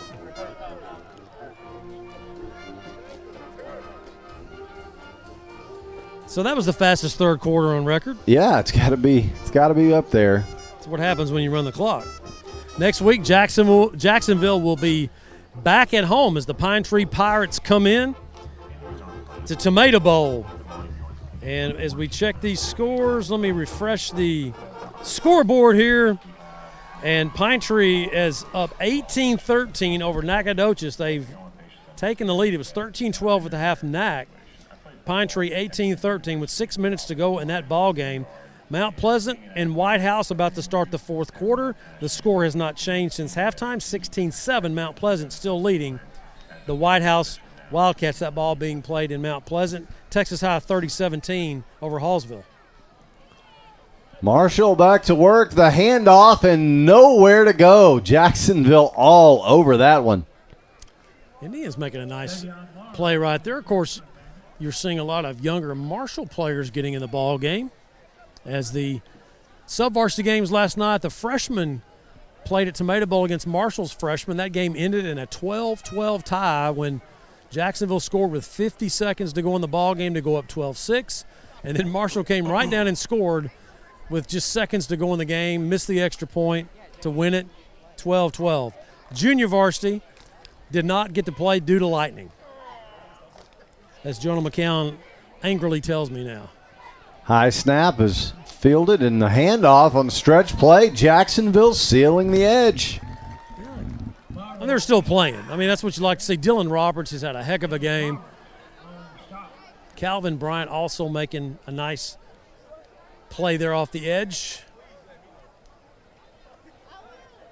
So as we moving this game along, stay with us. We'll be announcing our awards as we always do. Our congratulations play of the game. Austin Bank, offensive and defensive players of the game for Jacksonville, and the Dark Chiropractic Bone Crusher hit of the game. There's been a lot of Bone Crusher hits tonight, I can tell you that. Two receivers each way this time for the Mavericks. They find the open man across midfield. Good for first down yardage. Well, that's a heck of a throw by that young quarterback right there from Marshall. They've definitely got some future right there. Collier Sloan throws a strike.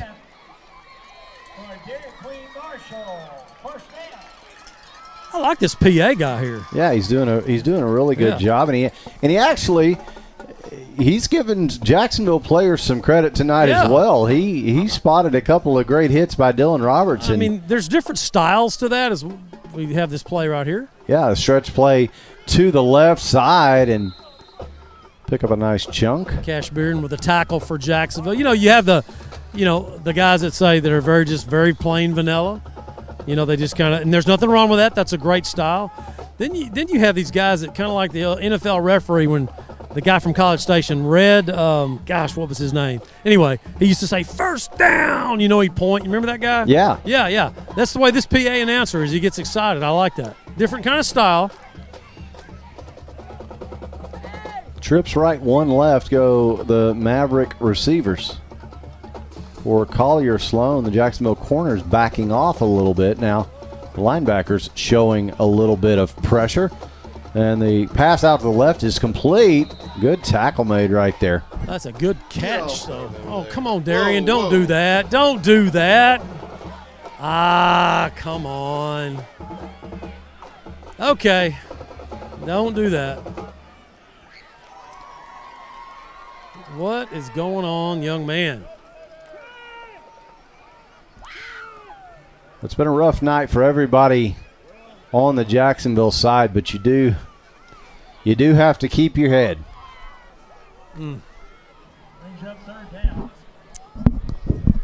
Ugh. No cause for that.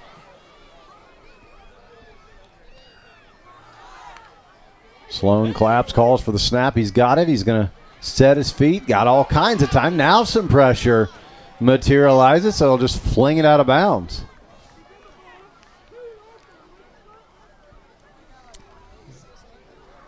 Tosses it away.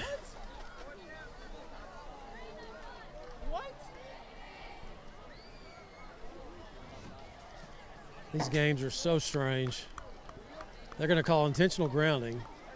Official just threw the flag. That's a good call. There wasn't anybody over here. I was the only one open on this side. And I'm not an eligible receiver. So 4th down, loss of down. I wanted to see you pick 6 that one, partner. Yeah, that could have been a stretch right there. Those first couple of yards might have been okay, but after that, I don't know. All bets are off All after bets about are the off. first 5 yards. You just saw me. Oh, there's a hammy. Yeah. Doink.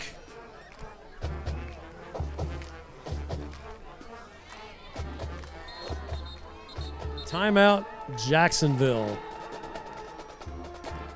So that will stop the clock. Yeah, so let's take a break. 7:12 to go. We'll take a short break and come back. This is Fightin Indian Football on JHS-Sports.com. Dr. Darwin Dar and his staff at Dar Chiropractic specialize in family chiropractic care, exercise rehab, digital x-rays, nutrition and weight loss programs, decompression, and chiropractic wellness care. Located down the street from the Tomato Bowl, Dar Chiropractic. They can help you feel better. Since 1953, Hubert Glass Oil has been serving East Texans the finest automotive fuels and lubricants.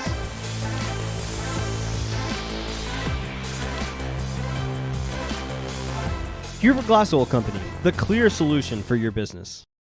Since 1952, Texas Farm Bureau Insurance has been protecting their customers with life, auto, and homeowners insurance. Call Micah Hoffpower in the Jacksonville office at 903-586-9809. Micah's years of experience will help you find the right coverage for you and your family.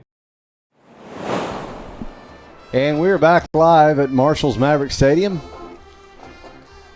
About 7:08 to go here in the ball game. We have a running clock as Marshall has established the insurmountable lead here, and first down. Collier Sloan picks up the first down with a pass over the middle. It's 4th down and long, and they get the first down.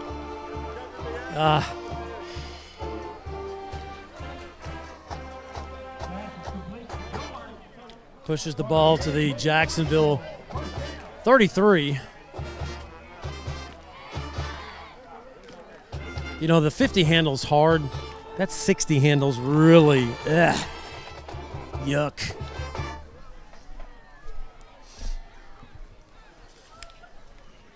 Sloan calls for the ball. He'll hand it off straight ahead. Bouncing it to the outside and down inside the red zone goes Morrow. First down. He picks up another Dairy Queen Marshall. First down. They call it the Dairy Queen Marshall first down. Hey, we love our friends at Dairy Queen, Yeah, we Gene do. Brumlow and Farmer, for their sponsorship. Could have used a blizzard tonight. It's been hot up here in the press box. Yeah, it's actually pretty nice down here. That kind of a nice breeze. Sloan going to hand off the stretch play to the right side. And Morrow going to get the corner, and he's down inside the Jacksonville 10. Dylan Roberts reached back and he said, I don't care if I get a horse collar or not. He reached back and he grabbed Javion Morrow by the nape of the neck. And he tried to pull his jersey, but it's so tight he couldn't get his hand on. He couldn't get his full hand in it. It's just those jerseys are tight. That's why those guys wear them like that. And then he finally reached down and stripped the ball out, but Morrow had already been run out of bounds to the Jacksonville 6-yard line. Now it's 1st and goal as the clock goes to mercifully less than 5 minutes to go in the game. Expect just another running play tomorrow, and it is. He'll try to bounce this out to the right side and get a yard or so around the corner. So Morrow gets out of bounds, picks up a couple. 2nd and goal, actually a yard on the play. 2nd goal at the 5. How about that score? Did you just hear that Texas High Hallsville score? No, I had it a minute ago. What does it change to? Well, the PA announcer just said Texas High 30, Hallsville 24.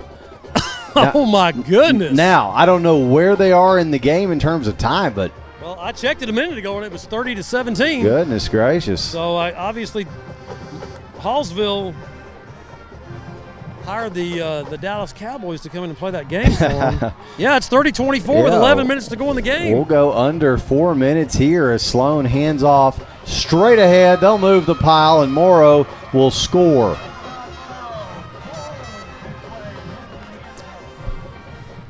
So Hallsville breaks the 60-point barrier, and now we got some talking. Yeah, Marshall over 60 here, Matt, as we were just talking about Texarkana, Texas High, and Hallsville.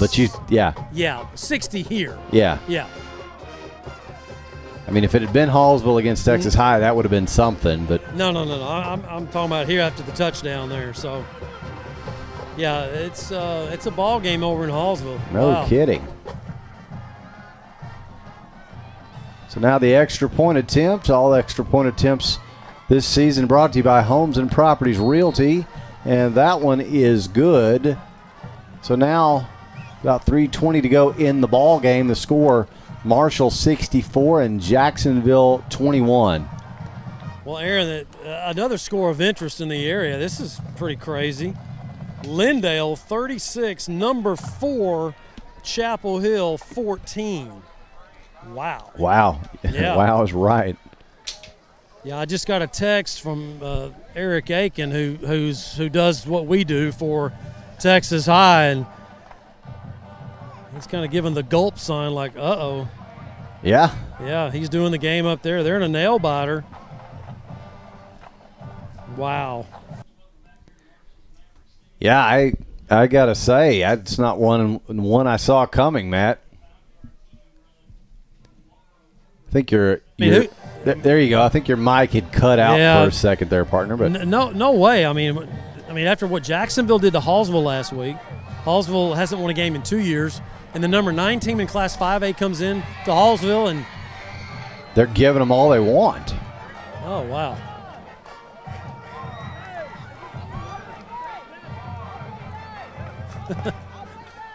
Devin McEwen has not played the second half, of course, keeping him out, keeping him healthy. Look at him coaching. He's helping the young blue helmet without the feathers. The junior varsity player they brought up, don't have his name. He's helping him out right here.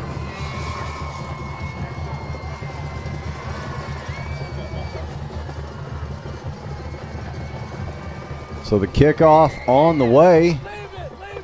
Another touchback. Is doesn't really matter who Marshall sends out; they can boot it. Well, that was Buchanan. Was that Buchanan Yeah, again? Okay, he's back. Yeah. Got his leg iced. I got to say something. I mean, look at Ryan McCown and Devin McEwen. They're not playing the second half. They're helping them out, but they're keeping them out, I should say. And they're going out and oh, wow, this mic's killing me. They are coaching. They're showing leadership. They're breaking the huddle with them. They're coming over. I mean, they're encouraging them. Keep playing. Keep playing. I mean, come on, let's go. Keep playing. I like that. Yeah, that's good to see. 2 juniors. So here's Tony Pinson. Allen in the backfield with him for Jacksonville. Throw is to the left side. It's a screen set up. Kendrick. Nicely done as Xavier Kendrick makes his way out to about the 33. Wayne Coleman said on the All Smiles halftime interview that we would see some guys that mainly play on the defensive side of the ball get some offensive reps. There's one example right there, Xavier Kendrick making his catch. Normally the cornerback for Jacksonville.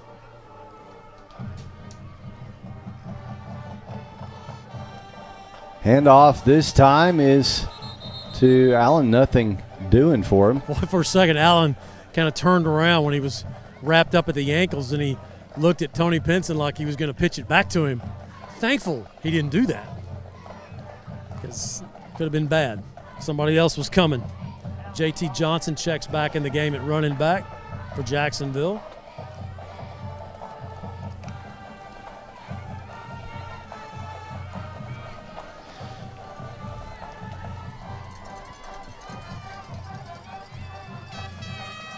Pinson takes the snap, fakes the handoff, keeps, and not able to turn the corner this time is Tony. Yeah, these are young players in for Marshall right now. They're pretty good. Not bad at all. Pinson's a very athletic player back there, quarterback for Jacksonville. As the clock now moves toward the 1 minute mark. Maybe this will be the last play of this game.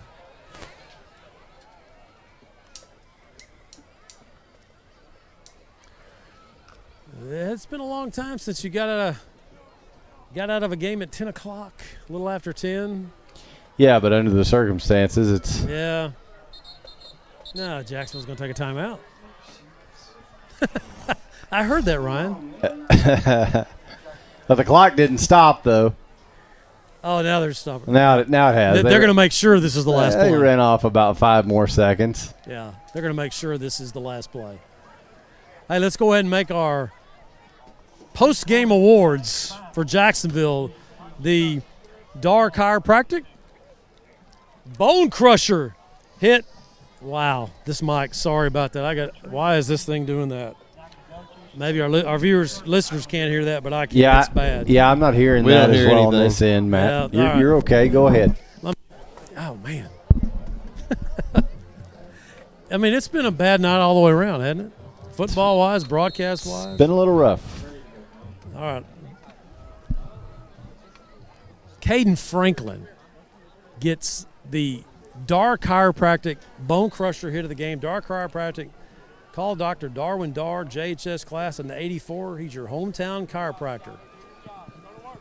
Screen set up, left side, lots of room to run. Bill McCray Ford, first down and more. Out over the 40-yard line. First down, Jacksonville. That's going to do it. And so that will do it here in Marshall with the loss. The Fightin Indians dropped to 1-1 in district play. The Mavericks improved to 2-0. So, Matt, why don't we run through the rest of those awards? Yeah, let's do that. The Austin Bank Offensive Player of the Game for Jacksonville, Devin McEwen, had some great catches tonight. The Defensive Player of the Game, Dylan Roberts. He had a great night punting the football, but for his defensive efforts coming up making some nice, solid tackles. Congratulations, Play of the Game. Congratulations. They do all those wonderful weekly awards, nice trophies they give out to the Player of the Game, to that player. Guys, I'm struggling with that one. I'm trying to think about the play of the game for Jacksonville.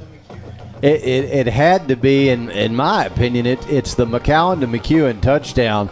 Just the athleticism that really both guys showed to extend McCowan to extend the play, then McEwen to make the catch. Okay, so we'll give Ryan McCowan the play of the game. Yeah. But Devin McEwen is the offensive player of the game. That was a heck of a play. I mean, I wanted that play for several things. It was so nice. So, Ryan McCowan gets the congratulations play of the game. We want to thank congratulations Dar Chiropractic and Austin Bank for sponsoring all of our post-game awards on Fightin Indian Football on JHS-sports.com. Wayne Coleman will gather his team. It'll be a brief conversation, I'm sure, with his team. We'll have a brief conversation with him, and then we will scoot on out of here. By the way, I just want to, anybody that's listening, the JHS class of 81, just young puppies, having their 40-year reunion next weekend for homecoming. As Jacksonville entertains Pine Tree, they'll be at the ball game. They'll be sitting in a designated section at Tomato Bowl. Then on Saturday, October 9th, festivities begin at 6:30 and last to midnight at Sharon Bacon Carter's Family Party Barn on East State Highway 204. 40-year reunion. Before you know it, Aaron, that's what you're going to be doing. Oh, boy.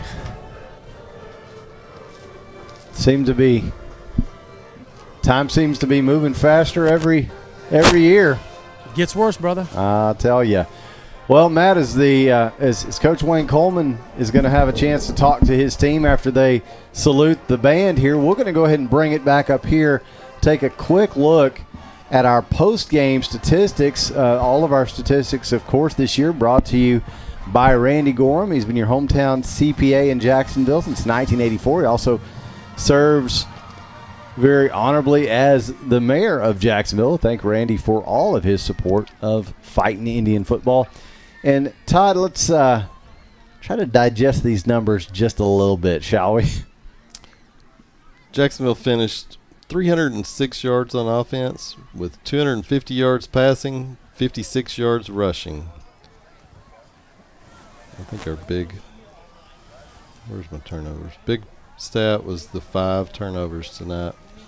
Yeah, that's going to put anybody in a hole. And that's where Jacksonville found themselves tonight, unfortunately. Individual stats. McCowan finished 13 completions, 30 attempts, 211 yards, 2 touchdowns, and 4 interceptions. Tony Pinson had 3 completions on 5 attempts for 39 yards, 1 interception. Rushing tonight, Darian Hinton, 5 carries for 26 yards. Devin McEwen, 1 for 23. Tony Pinson, 6 carries for 20 yards and 1 touchdown. J.T. Johnson, 3 carries for 2 yards. Rayshawn Allen, 4 carries for -5. And McCowan had 2 carries for -10. Receiving, McEwen had 6 catches for 124 yards and 2 touchdowns. Pinson, 3 catches for 45. Calvin Bryant, 4 catches for 42 yards.